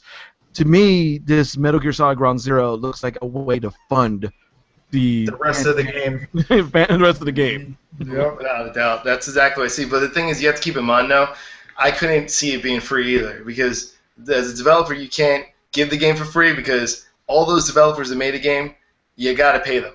And you got to you have to fund, is like you said, the engine is expensive. You can see how the graphics, that's running 1080p 60 frames fluid. I did not see it drop once throughout the whole game. There was not one game that runs that fluid. Even Infamous Second Son, it's 1080p, but it's not 60 frames. This game runs 60 frames fluid on a PlayStation 4, on a game that's not even complete. So imagine what's going to run later. And I think you have to pay those developers, but I think maybe $10, $15 the most for the game. There's no way it's worth $30. I think if they made it to say, hey, we can't do a physical copy, but $10 digital download, because most of these, if you're getting an Xbox One and a PlayStation 4 or both, there's a good chance that you're going to have that connected to the internet, regardless. So make it a $10 digital download. I think they would have made more money doing it that way, and less people angry at them for this. Yeah. That's true. But like you said, they're probably short on money for fans of pain. They're running out of money. their budget. They probably went over their budget and they have to get it back. I mean, they definitely got it back. I know a lot of people bought this game still. Either way, so. Yeah. So Fig, I'm glad you're on because I watched your video, Gamers We Can Do Better. Oh, thank you. Thanks for watching. You broke your YouTube silence, your week-long YouTube silence, because you had something to say. And I'm sure that some people haven't seen it. So can you briefly give us a synopsis of that video? Oh, sure. Basically, it was I looked around at the YouTube scene, and there's people who are outlandish. There's people who are rub people the wrong way and all that kind of stuff. That's whatever. But I think there's a lot of YouTubers, mainly big YouTubers, and not all of them. They're just a select few that always seems to be in the people's mouths because they do things that actually are a bad representation of the YouTube scene for gaming. They give us a bad name because I think gamers overall are a very intelligent bunch. We are a very positive bunch, even when we argue amongst each other, because we have a fandom. But we have people who only reason they're big is because they started 5-6 years ago when this type of entertainment, type of medium came out, and they kind of stuck around and grew big. And now they're just being a detriment. They're doing things that we wouldn't do in front of anybody. No one should be doing these types of things, and they're just using the community that is, for the most part, kind of ignorant, because while we as YouTubers might know the ins and outs of what's going on, the vast majority of YouTube doesn't, and they just click on whoever has the biggest sub number and not understanding. Uh-oh. No! I thought it was my laptop. We lost you at the end of that sentence, Fig. I think we can hear you again, though. Oh, you hear me again? Okay, it's basically to use the community to their advantage. They're not actually doing anything beneficial to the community. They're just using people because it's monetarily good for them. And unfortunately, they are showcasing the worst of us instead of the best. So I watched your video, and I liked the video. I didn't initially agree with it, but the more I thought about it, I started to see your point more. You mentioned in the video that, you don't have to be a role model, right? Well, I mentioned in the video that you don't have to be like you may not want to be a role model, but the way this is set up, you tend to be the role model, and you need to take the responsibility of that. And it doesn't mean you have to be a nice guy. But you have to understand that the vast majority of YouTube, and to be extremely honest as you can, is between 10 to 17 years old. That is who's watching the vast majority of these videos, and you have to understand who you're talking to. When I hang out with people, they're often parents, right? Like, that's my age group now. Yeah. So when I tell them I have a YouTube channel, they immediately think of what their kids are watching, and that's usually somebody screaming at the top of their lungs. Let's talk about PewDiePie, right? He's got 20 million subscribers right now, which is a stunning number. Yeah. But that's not what I do. I don't scream, that's not the content I'm making. So, but I'm not blaming PewDiePie for what he's doing, though. And I don't think he owes me anything, or he doesn't owe anybody anything. He's created something that is so immensely popular that it almost stands on its own. I don't know. What do you think? Well, here's the thing with PewDiePie, and this is my view on PewDiePie, is that my video wasn't really directed at him.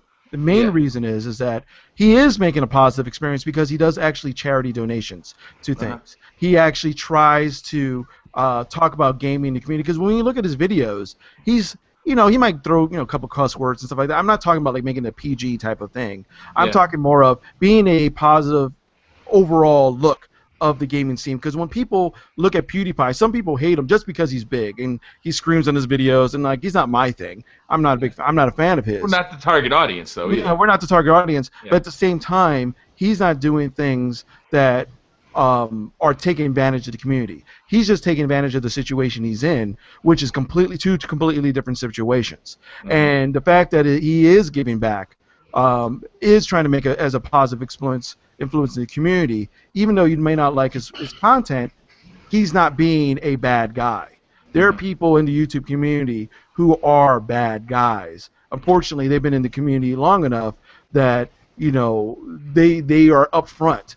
And when a parent looks at that stuff, would I rather have my child watch PewDiePie or someone like, say, Woody's Gamertag, who's been called out for giving oral sex advice to a question from a 13-year-old, or That's so bad. Oh my god. yeah, or other people like that, that's they put up this facade saying, hey, I'm the nice guy, but in reality, they could give two craps about, their audience. I legitimately think PewDiePie loves his audience because he is the representation of what the vast majority of these young YouTubers are of, hey, I'm playing games, watch me play games, have fun with the games. That's all he is. He is no different than all these other young guys who do the same thing. Someone like, like say Woody, not just picking on Woody, but there's lots of people like that all they do is get attention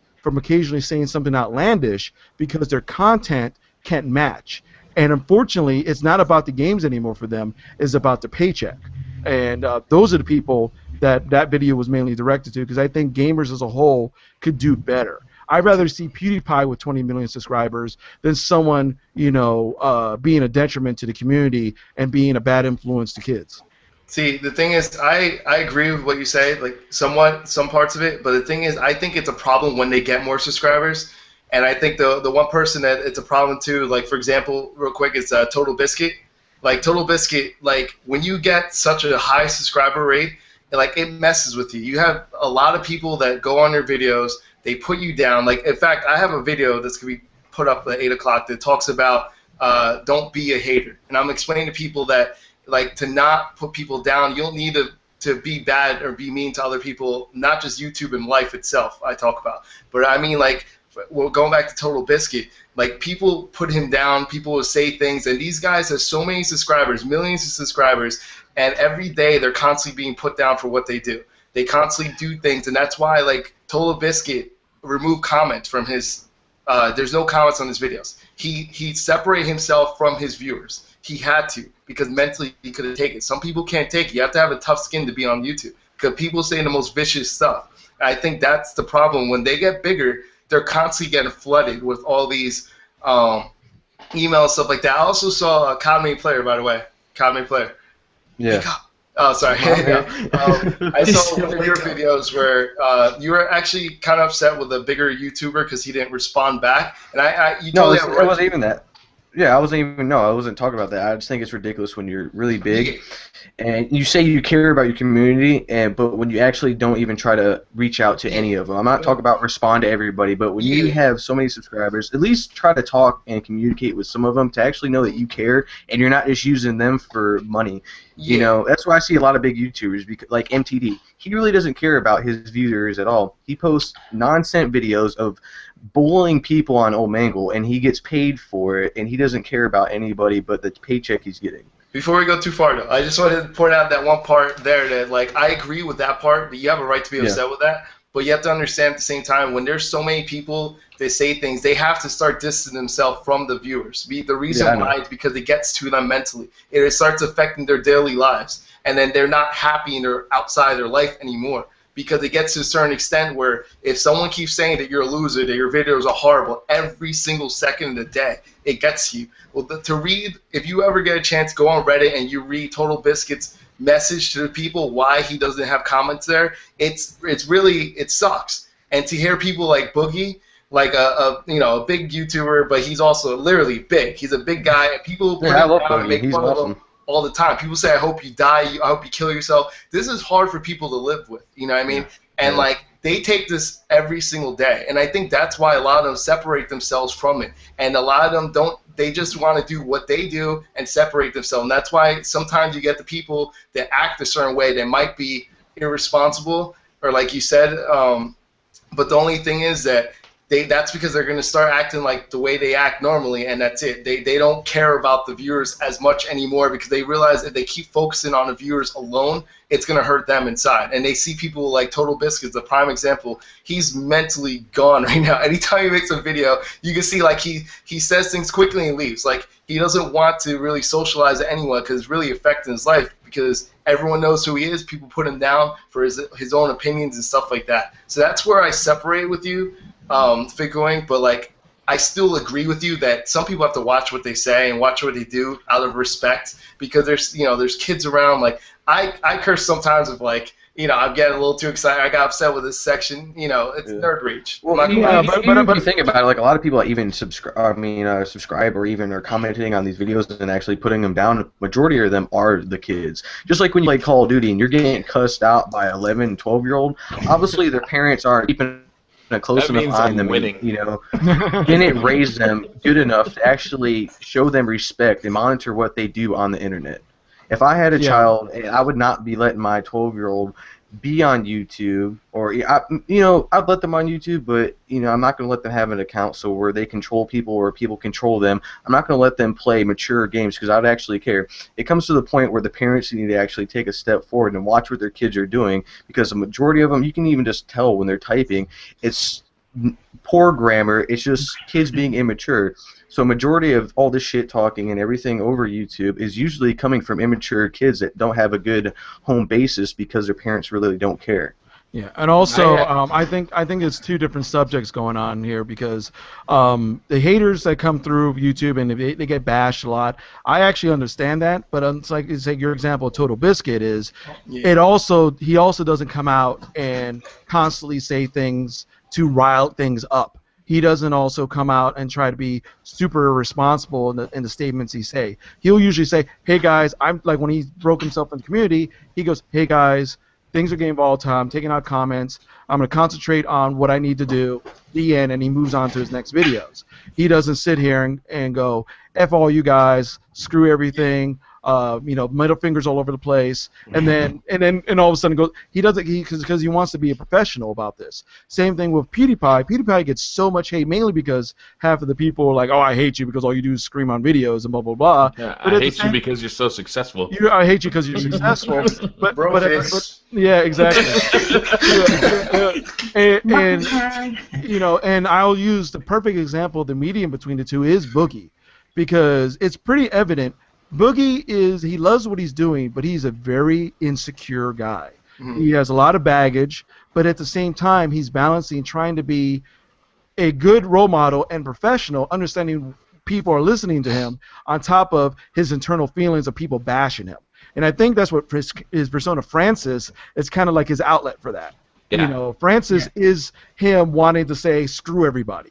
But he does so in a positive, funny manner, even if he's cursing and throwing stuff around, because he's basically making fun of the people who are making fun of him for his weight. Yeah. So when someone is being irresponsible in the things they're saying, being a negative influence out there, I view it more of that's them. That is not really the impact of the hater viewers, because not everyone does that. It is sad that they get bashed like that, and when even with someone like I don't respect that much, like Woody's gamertag, because of a lot of the things he's done. When someone when he just makes a regular video, just whatever, and they just rake into him, I don't agree with that, because I made a past video of the hate. I don't like the people who spend their entire channel hating on somebody else. On the same time, I don't like the people who are causing this hate. That video that we could be better is that these individuals who are bringing us down, who are irresponsible, they're not a good representation of the community, and the people who are outside the community looking in, when they do hear about the stuff that these individuals are doing, they make it blanket across all of us, and just using it as saying, oh, it's a representation of the hate that they're receiving. That doesn't make things any better. That actually makes it worse, because the ones who are doing it for the most part aren't kids. There's young big YouTubers out there. They're usually grown adults doing this stuff, which makes it even worse. So one, if you're getting this much hate and you can't handle it, well, why are you doing this to begin with? Because again, you have to have a thick skin. And two, if you cannot deflect that in a positive manner or a mature manner, and you're acting out or you're saying things knowing these guys aren't dumb, they're knowing that they're saying this stuff, to get a reaction out of people, then you're just basically incurring the hate that you wanted because you are losing attention. So this is your way of getting attention in the community, but you're doing it selfishly. You're not doing it to hurt the community, and which was the whole point of YouTube Gaming to begin with, was to share our love of gaming, our content of gaming, and those representatives are not doing so, while someone like PewDiePie, with all of his crazy and his cursing and his jumping around and acting like an idiot, he literally is that. He's almost the expression of joy of gaming. Yeah, he's almost the expression of joy in gaming because he knows his position is that he got really lucky, and now he's just riding that wave until he could ride it, but then also trying to make a positive influence back. So I look at Boogie as somebody as the balance between the two. So while these people are getting a lot of hate, you have to have internal integrity of how to handle yourself. And some of these bigger YouTubers who got this attention, who got this big head, who are now doing things to stay ahead of the game, because there's a lot of really good YouTubers coming up that are catching their heels, they're not showing that integrity. And that is my, view on that. Has everybody had the same experience with Boogie that I have? Is you saw the Francis video and are like, okay, that was kind of funny. But then over time, you saw like him actually talk, and you almost fall in love with him. Yeah. And then the Francis thing actually gets funnier. Is that like? He's got an amazing voice. He's a very good commentator. I mean, I love his content. Yeah, I do too. And I love how he takes the views and he does make it funny when people are actually talking smack about him. He kind of turns it into a positive way. It seems like almost like he doesn't care, but he just tries to do that as a little comedy skit. Yeah, did anybody see his Titanfall music video? Yeah, that was awesome. Pouring the Mountain Dew all over. Yeah. That's gold. I wish I could come up with ideas like that. Yeah, I mean, I respect Boogie for that, because with all of his faults and all of his emotional baggage, he's taking this better than a lot of these bigger YouTubers are taking it, and he's having fun, and you see it in his face. And even when he's doing Francis or doing a commentary, he's enjoying this experience. I think it's harder for the big guys though, because we're all relatively small channels, and I go in my comments and I have a good time. I don't get like this mass amount of like hatred in my comments. For the most part, it's people who have seen a video or two, and or some guys who've been there for a long time, and we almost have like an ongoing conversation. I don't get, and when I do see it, like I'll block people, and it happens so infrequently that it's not a big deal. But on these big channels, man, it's a totally different world. Like you just see like these long lines of messages where, oh, you suck, you should, blah, blah, blah, blah, blah, blah. It's terrible, terrible stuff in there.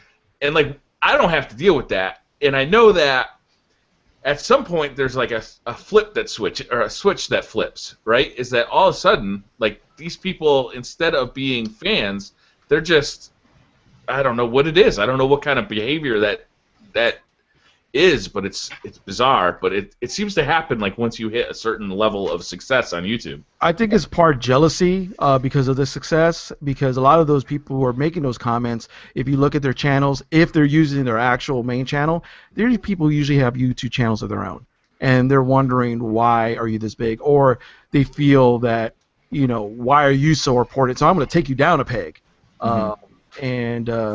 Or honestly, what I've seen when I make a video that I'm trying to talk about like something more serious, I see just a lot of people who just don't understand. They don't comprehend what I was trying to say.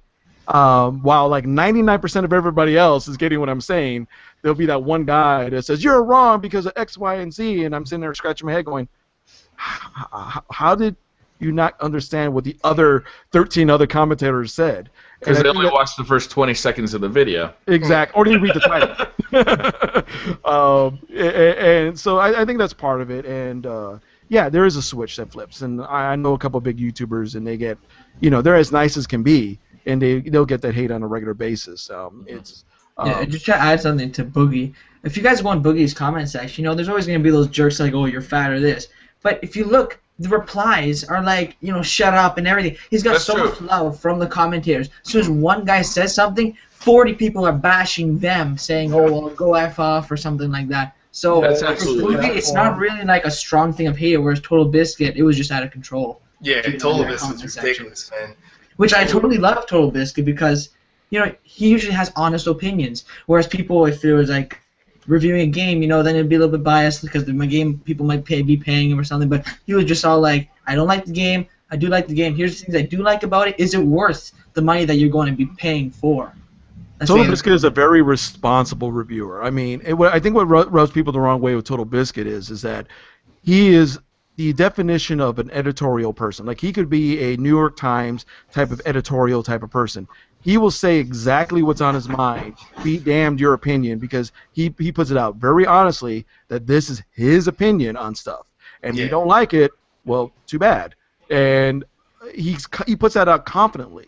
He doesn't put it out like, oh, if you guys don't understand. He goes, no, this sucks, and this is why it sucks. Yeah. So too bad. Woody's gamer tag, I think, was in a. He put himself in a position that was unenviable. Like with the Mail Monday, the position he put himself in was answering these questions. You know, being almost like an advice columnist for YouTube. But you know, your target audience is so young. But they, you know, I have two 12-year-olds, and they are like, these are things that they're thinking about.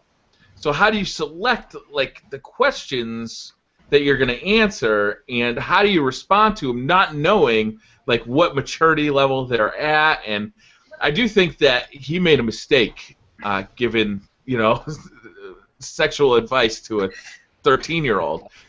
But that series, I think, was overall a good thing. I think it was a positive thing. I think that he gave out good advice to a lot of people during that series, the Mail Monday series. You know, he might have made some mistakes, and I think that was probably a big one. But when he talked about, let's say, you know, changing your life for the positive, I think that was a good thing. I think it was a positive message for everybody. Yeah, probably sometimes I think it just goes bad like overweighs the like, good. you have those moments where your mind's just all over the place. You don't know how to respond to something. Everybody has their downfalls. Everybody's going to mess up somewhere in their life, and maybe that was his. Everybody shouldn't just bash him for that. Okay, maybe he screwed up, all right? It was a really bad thing to say to someone of that age group. Definitely shouldn't have heard that, but we're all human. We all mess up, and that's all we can say. You know, he's a big YouTuber. All big YouTubers are going to have stress. Even little YouTubers are going to have stress. You know, you got a fan base. You're trying to interact. That's why he does the Mail Mondays. You're saying, I'm really not into Woody's gamer tag. I've watched a couple of his videos. He's just not, you know, my cup of juice. But, you know, everybody's going to mess up. You know, I've messed up in the past, you know, and me and Beastly Gamer talked about it. He tried to help me through it. We got through it. This is something that you're going to do when you're a YouTuber. You got a lot of stuff on your mind, and at some point in time, every one of you guys might do it, or you might not, but we all mess up, and it's just going to happen. What the nature of YouTube is you say so many things. Yeah. And they're all recorded. Yep. And anybody can look at them anytime. So you might think something one day because you're pissed off, and then the very next day, once you've calmed down, you might not think that anymore. Are you going to take that video down because you're not thinking that way anymore, or do you just leave that up? You know, and it might be. I don't know. I feel it's better if you leave it up. Yeah, Because I do too. It's not showing that you necessarily disagree with yourself. You're learning from that, you know, and it shows within your other videos. Yeah. And it's also probably important that if you do mess up, or you change your mind or have a change in opinion, to kind of to show the real you, address that exactly. Yeah. Because if you don't address it, I can understand if it was like 50 videos later, like 6 months later. You know, if someone goes, oh, why didn't you might put in the comments, like, well, I'm addressing blah, blah, blah. But if it's like a couple videos later, you can say, oh, people changed my mind and stuff. That's okay. You know, you got to address your mistakes, and you know, and be smart about it. And I think that's the key thing with everything, is just be smart and be upfront about it. Because in the end, we're all, you know, showing our own personalities on YouTube. That's, I mean, very few of us could pull off the fake stuff.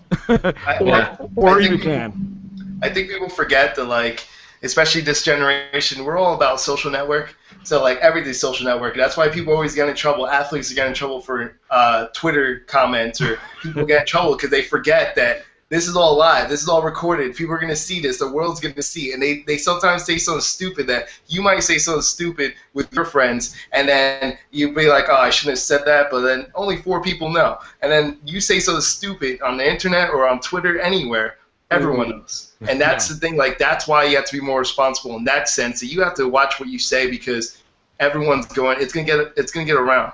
And if you it's hard. You have to practice at it. That's the thing. You practice at it. So, like, I used to curse up a storm sometimes, like, but when I started going on YouTube, I made a couple videos that, like, I would curse when I raged or something, and then I realized, you know what? I saw the comments, and I realized that there are kids. Like, I stopped doing it. If you see my original videos, like when I was playing Call of Duty or something and raging, I stopped doing it. I try to curse as like, barely at all. I mean, Infamous Second Son, there was a couple times that did say that, the S word, but other than that, like, I try not to curse just because I know my viewers are younger, and I try to say, you know what? Looks out. He gets his health back so slow. Yeah, that gets you upset. But anyway. Yeah, but social media is such a new thing. A lot of people think it's been around for a long time. It's still a very new thing, and people are making a lot of mistakes. I'd probably say the greatest mistake I've seen recently, and I can't remember if it was this year or late last year, was the PR executive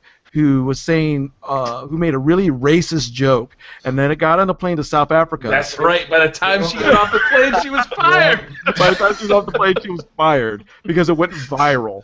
And then what made it worse with her was that when you looked at her past comments, she was making, like, retard rape jokes and, like, all this other, like, horrid stuff.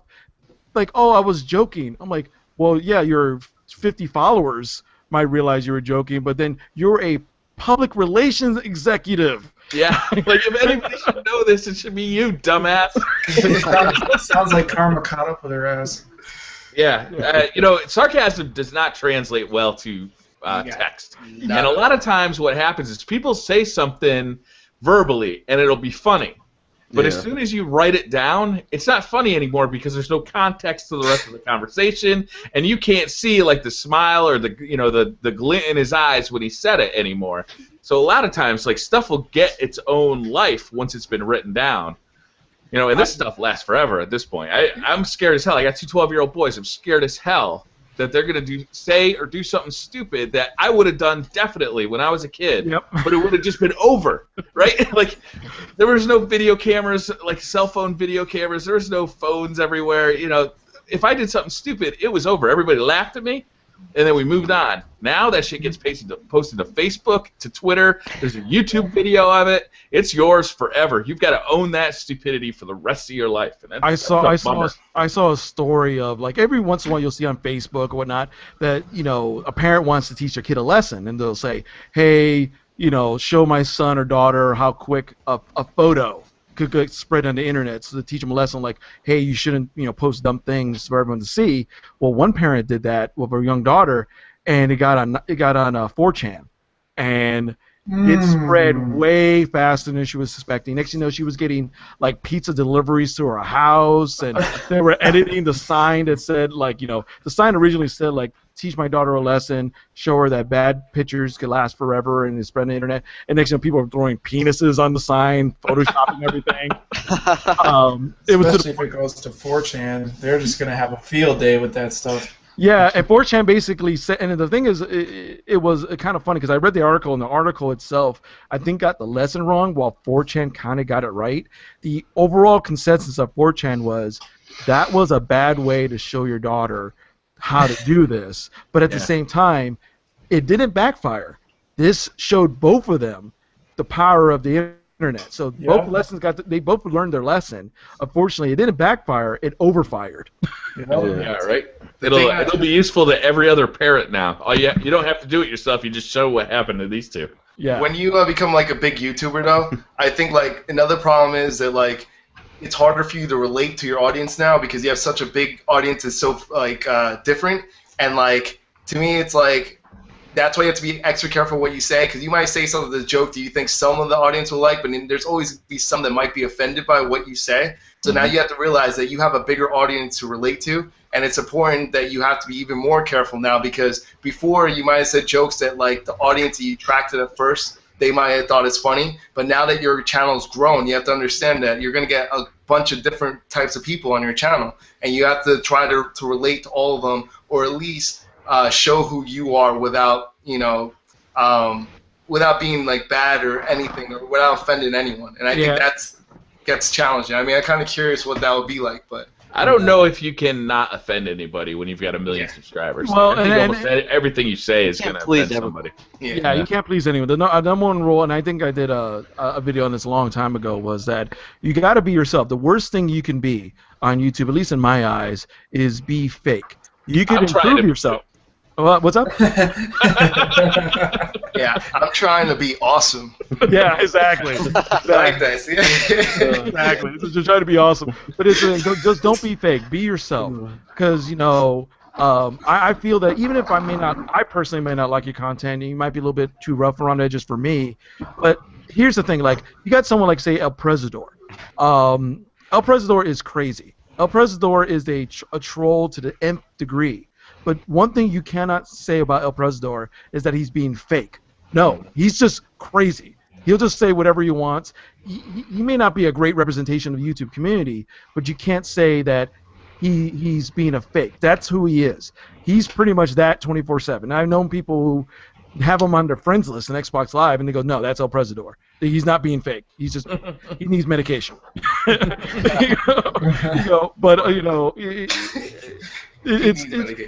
needs medication. Exactly. But it's just one of those things of don't be fake. And I think a lot of people either when they try to quote unquote do better, they lose kind of who they are in the process. You can improve yourself without having to put up this fake facade, because after a while that facade's going to fall and everyone's going to see who you are to begin with. Not Too Nerdy made a video along those lines last week. Was that last week, Not Too Nerdy, where you were talking about kind of, coming to terms with your not too nerdy side, but also kind of your ladies' man side? Yeah, like what you represent to your friends and what you represent to like YouTube, and like how it's the same person, but it's like two different aspects. Yeah, I was trying to say that to be yourself, and it's hard to do that sometimes because, like, for example, like obviously I like video games, and like I'm a game software developer. I like things at the gaming side, but when I go out and stuff like that, I feel like I used to feel almost ashamed to say that part out because I'm also, I do sports, I do other things, and some people know me just for that. So like I never knew that could be both. Huge skeet shooter is what I hear about you.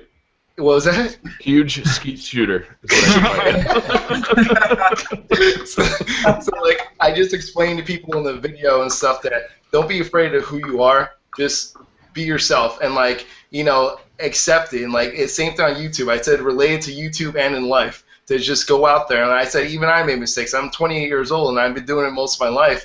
That like I'll be like the cool side and then like I'll go over to the nerdy side and like I always separate my friends and I never really thought it was okay to be both because I never thought someone would appreciate me for me like that. And I said there's a lot of people out there that feel the same way. And I figured that would be a video to explain to people that it's okay to be yourself. People aren't going to like you. They weren't going to like you either way.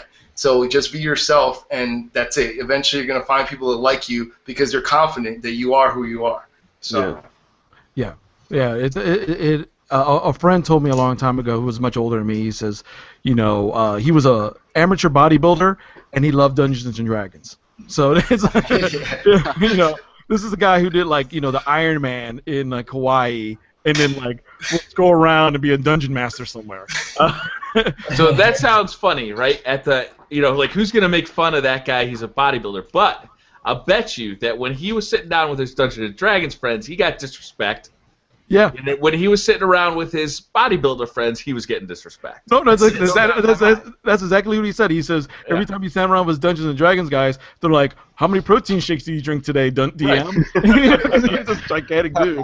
Do you even lift, bro? Yeah, exactly. Do you lift, bro? Hey, that's a Jersey thing. Yeah, hey, I got that. That's a Jersey thing. Yeah.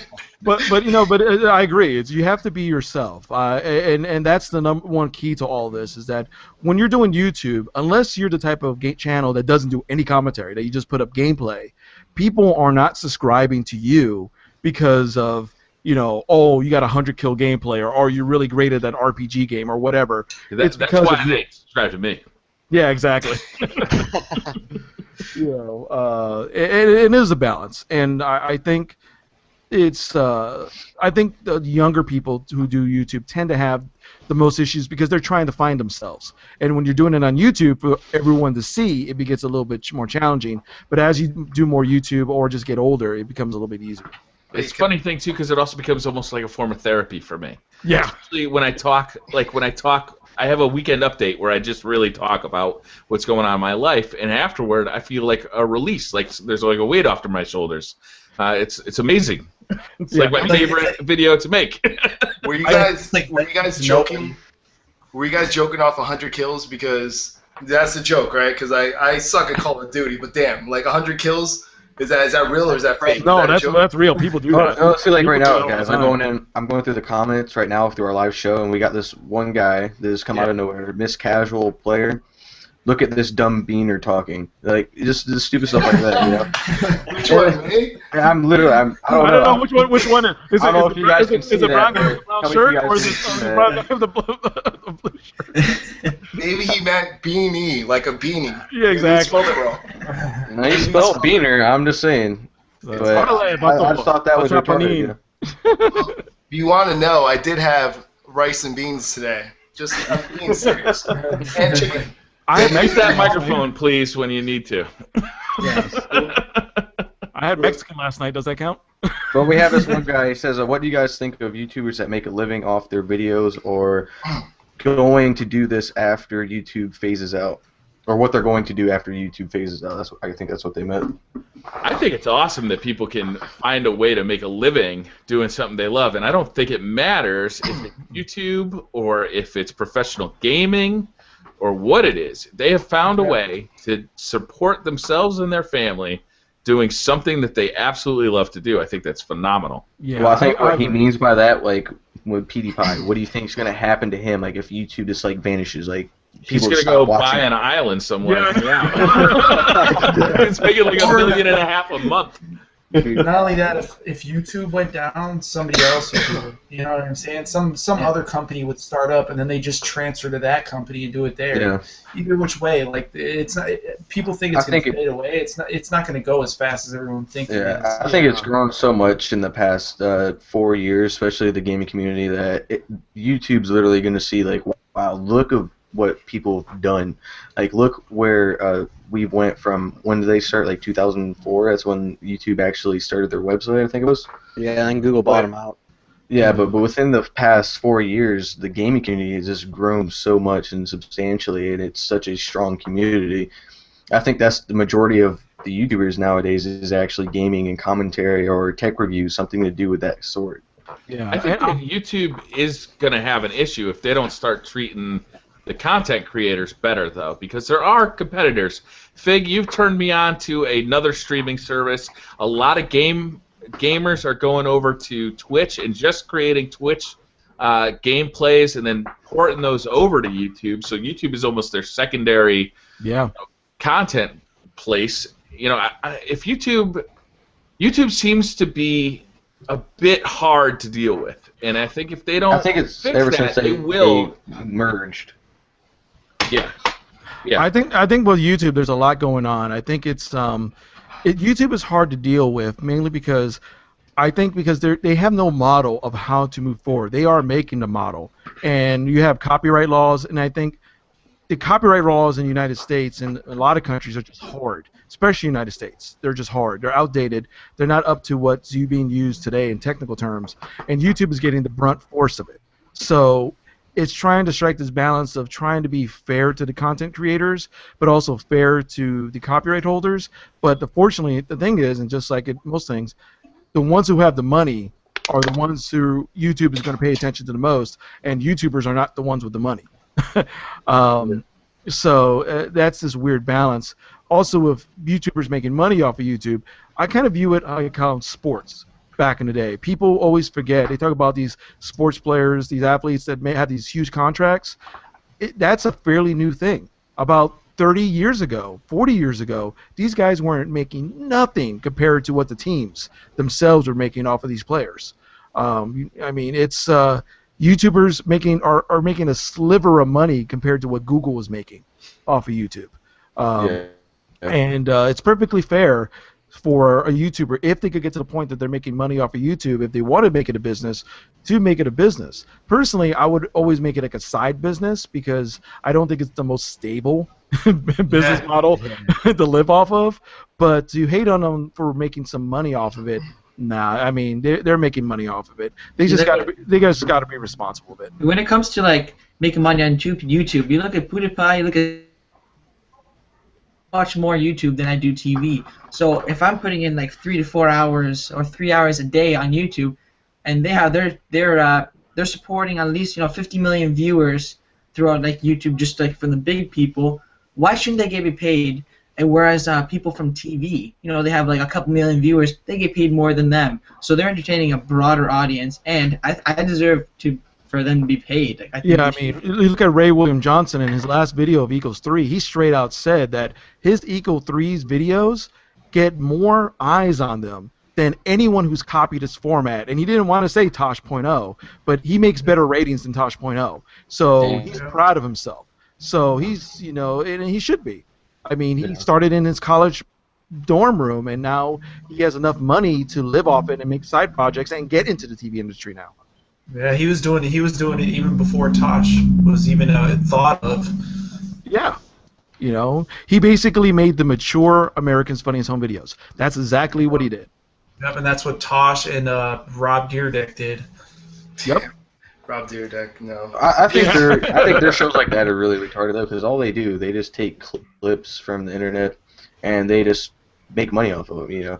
It's not like the hardest thing to do. You just grab someone's video off the internet and you just put it with a bunch of different videos and put it in a category and you're making money off of it. It's like the easiest thing in the world to do. But, I mean, I could do that right now on YouTube. I could just go through YouTube videos and other videos on the internet and just steal them and just put them in a category and just give it some stupid name. I'm pretty sure it'd just jump views. But the thing is, he didn't just he helped everyone else too. So it wasn't just himself. Those videos got views too by going to them. Like people actually click the real video and they're like, oh, like this is the real video. That's the thing. He didn't just grow his channel. He gave every single person that he showed. They all have views. They all were featured. He sent him like a thank you letter. He said, you basically made my channel like what it is. Yeah. Ray William Johnson was always there to showcase the videos, share the videos, and the whole 9 yards. So, I mean, he was sharing the videos, even more so than someone like Tosh and Dyrdek that was just showcasing the videos and laughing at them. Those people weren't getting the views. They weren't like, hey, go check out X, Y, and Z. Yeah, that's what I'm talking about. They're just taking the videos and just putting it on a TV show where they can just make money. They're not, releasing any information. If they have a channel where who's in the video, they're just putting it in there, making fun of the video, and making money off of it. I'm not talking about the guy's channel. I'm talking about the people who actually have a TV show. Because TV does not respect the internet. It's been shown time and time again that the TV industry doesn't get the internet. Like how the music industry never got iTunes. They still don't get iTunes because it messes with their traditional business model. The YouTube is TV's iTunes.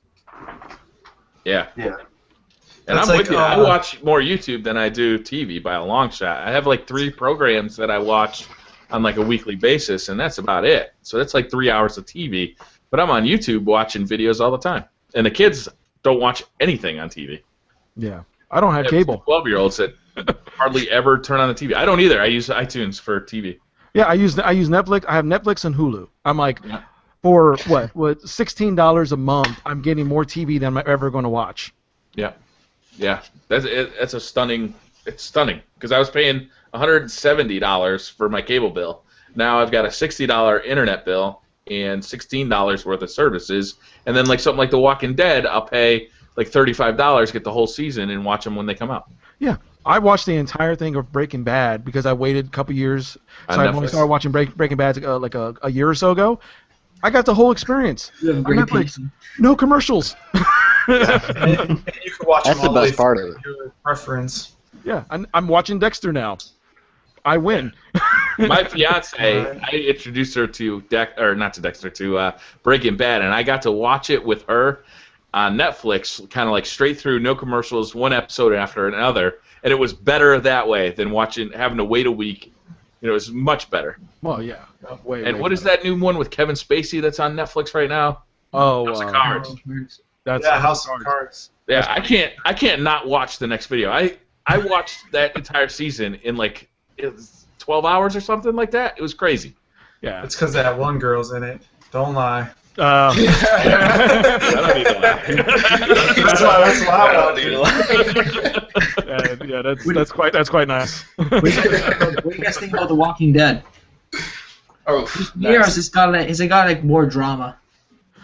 I love The Walking Dead, and last week's episode, can't spoil anything, was a twist and turn that it's shocking that they showed stuff like that on TV. Yeah, I'm with you To on me, that one. like- That should have been on HBO, damn near. Yeah, but it was like it showed how realistic it would be in a world like that where everything is going bad. Like there's more problems than the walkers, and that's what I think what makes the show so great is that you see like when a tragedy happens, it's more than just the zombies. No, that's like the least of their problems. It's other people around them.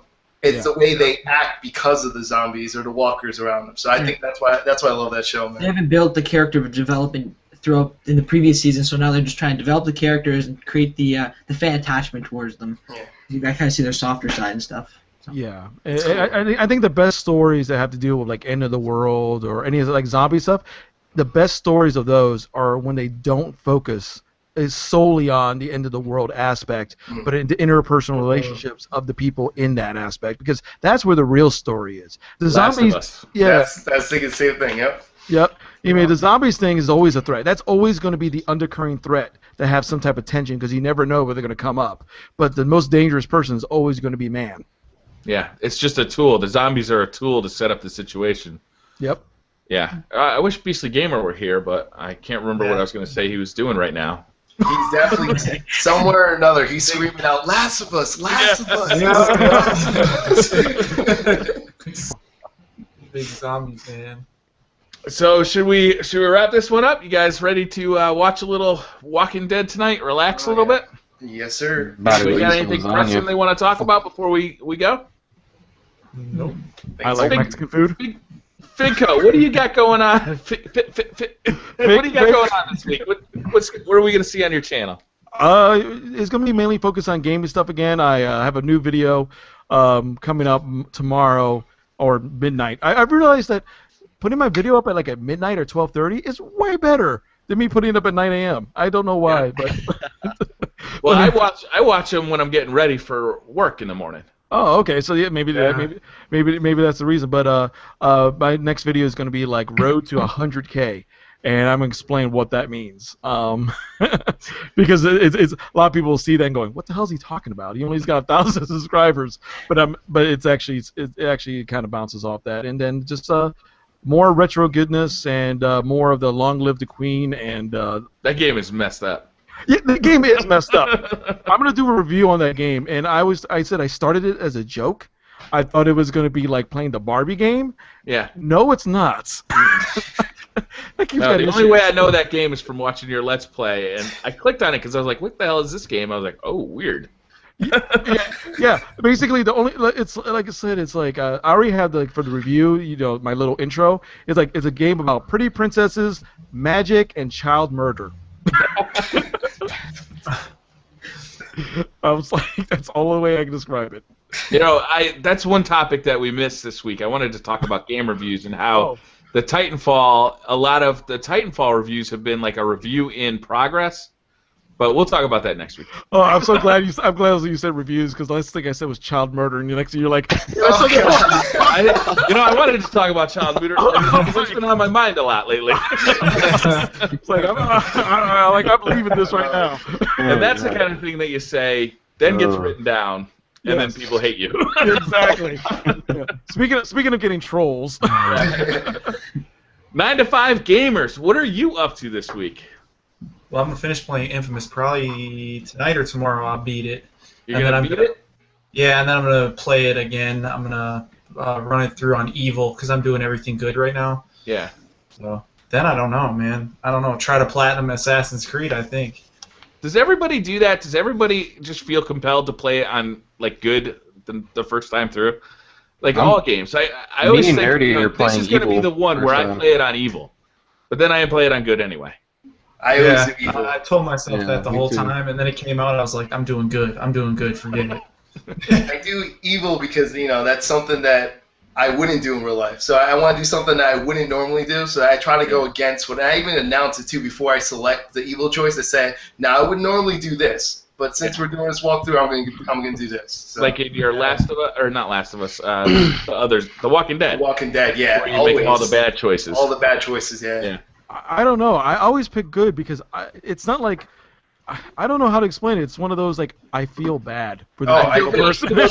Digital. Yeah. These aren't real people, but I'm still messing them up, and it makes me feel bad. Yeah, Mass Effect. I was never Renegade. I was a Paragon, like 100%. But the one time I did Renegade, I liked it. But then I was like, that was messed up. I don't want to.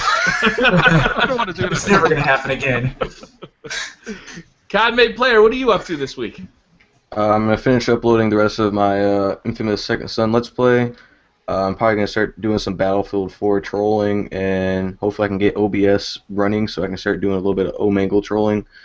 And hopefully I'll be doing a video of my my setup, and then doing an unboxing of when I get my boom arm and when my mic is completely finished. And that's basically it for this week. Yeah, the boom arm, it's nice. I have one, as you can tell. Yeah, my mic stand's taking way too much room up on my desk, especially Yeah, that's seeing exactly I have the three function. It monitors. just gets it and off then, your desk. Yeah, because I have 3 monitors and I have the PlayStation 4 up here, and it's just all in the way. So Unreal Gamer, what are you up to this week? Well, I'm gonna start it off with some Black Ops 2. I want to do a live commentary on that. I'm also gonna play Castlevania Simon's Quest for the second time. I didn't get the rib. You guys know Dracula's rib? Oh, you didn't get the rib? Not yet. I How just did you not started. get the rib. It's like the first thing you get. I know it was hard. Okay, I had to restart like 9 times, kept dying and dying. But I'm also gonna play some Sanctum 2, and I'm gonna play a game called Spelunky. Anybody heard of that game? Oh, yeah. I'm playing some of that today. I can't play it alone. I'm stuck at it, so I'm gonna have somebody play with me. It's impossible. Not too nerdy, what are you up to this week? Well, I'm actually gonna be off from work the whole week, so the first thing I'm gonna do is sleep. Nice. I'm not gonna. Don't worry, I'm not gonna live stream that or anything. That would be hilarious. Think of the views. But, Are you a store or not a store? Can't wait to find out in the next episode. Exactly. I'm probably gonna show some speed runs of Metal Gear Solid. I mean, like faster speed runs. It's already a speed run, but I mean, like, I'm gonna show faster speed runs of it, and I'm gonna do side missions for Infamous Second Son. And if I have time, I might actually do a good walkthrough or good playthrough. But and the last thing, I always do Warframe Wednesdays, and I do Don't Starve on Saturdays. So. And if you want a full walkthrough of Infamous Second Son, he's already got it up on his channel. Yeah, it's been up there the whole day. I could have technically finished it last night. I should have, but You did that on Twitch and then moved it over? I actually did it on Twitch and I was recording at the same time, so I did both. So I was streaming with the PlayStation 4 and using the Aver Live Meter LGP to actually grab the footage and stuff like that. So. Okay. I can't wait till PlayStation 4 has the update, which is soon for the archive. So we should talk about that when it does come out. That's right. I forgot about that. That was good. That was good news. That and they're taking HTTP off of that. Yeah, and they're gonna raise the resolution too for Twitch. And they're gonna cure cancer. Yes. Yes. Wait, let's hope they finally give you the ability to stream your music onto the machine like the old PlayStation 3 can. Oh wait, they still do that. Actually, that's not even included in this next patch. Of course. Everything but music. But they have Sony Unlimited though. You could buy it. Oh, I can buy it again. Awesome. That thing crashes so much it's not worth the money. Really? Yeah, it crashed on every game I played. Is that a streaming service? Yeah. Like a Spotify Like kind of? $10. Yep. Can you pick the songs, or is it like more like Pandora, where it just like randomly shoots it out? No, you can search any song you want to play at any time, which is cool. That's cool. So. Gaming 101. What are you up to this week? I'm going to be finishing up editing my trolling videos. I got a couple of them in. What kind of trolling videos are you gonna do? Well, I kind of went on the lines. Have you ever seen Minnesota Burns? Yeah. I kind of went along the lines with that, and I got a really great reaction from the one guy. The only problem was I didn't tell him it was a troll at the end, so he kind of went and sold his Xbox. Oh god. I'm like, what, sir? Like, have a great day. He's hung up on me. Okay. This guy, I felt bad. I wanted to tell his kid too, because his kid was right there too. But just to let you know, I think he's gonna sell his Xbox either way. Just letting you know.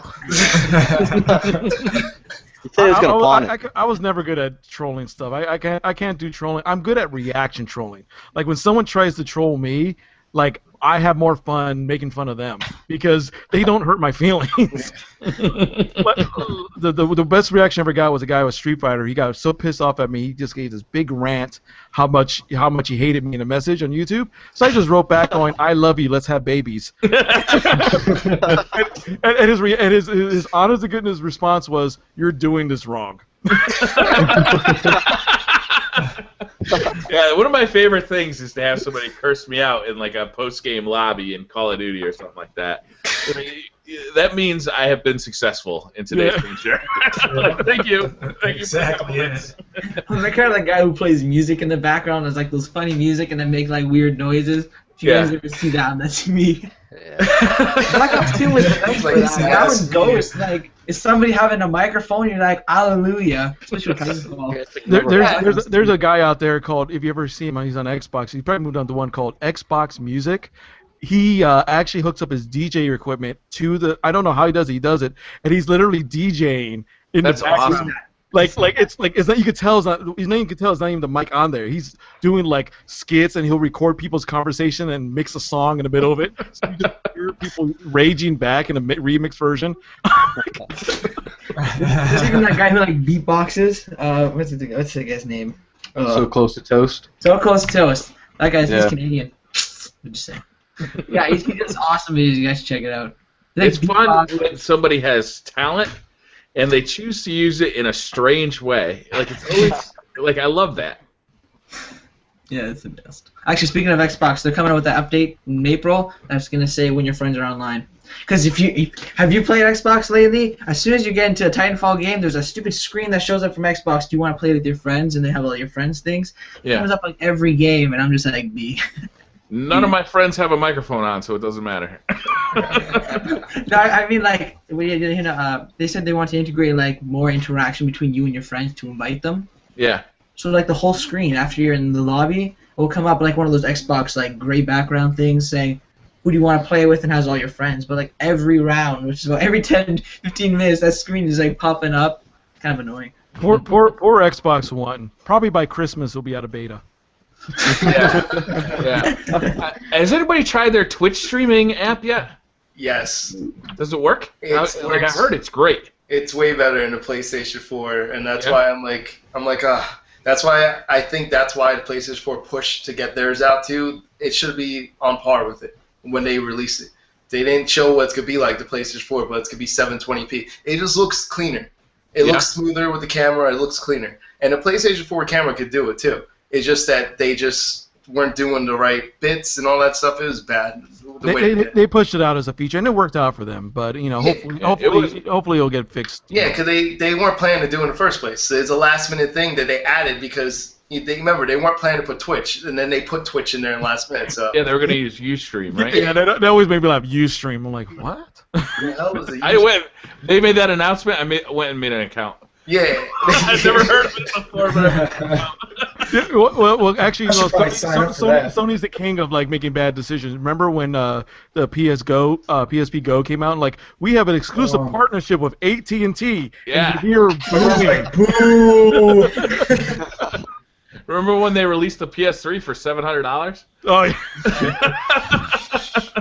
Dude, if you guys want to make a clip, you guys should make a clip of that where they announce a PS Vita is gonna be with AT&T. Everyone's like boo, and then they announce a PlayStation 4 is gonna be used games. The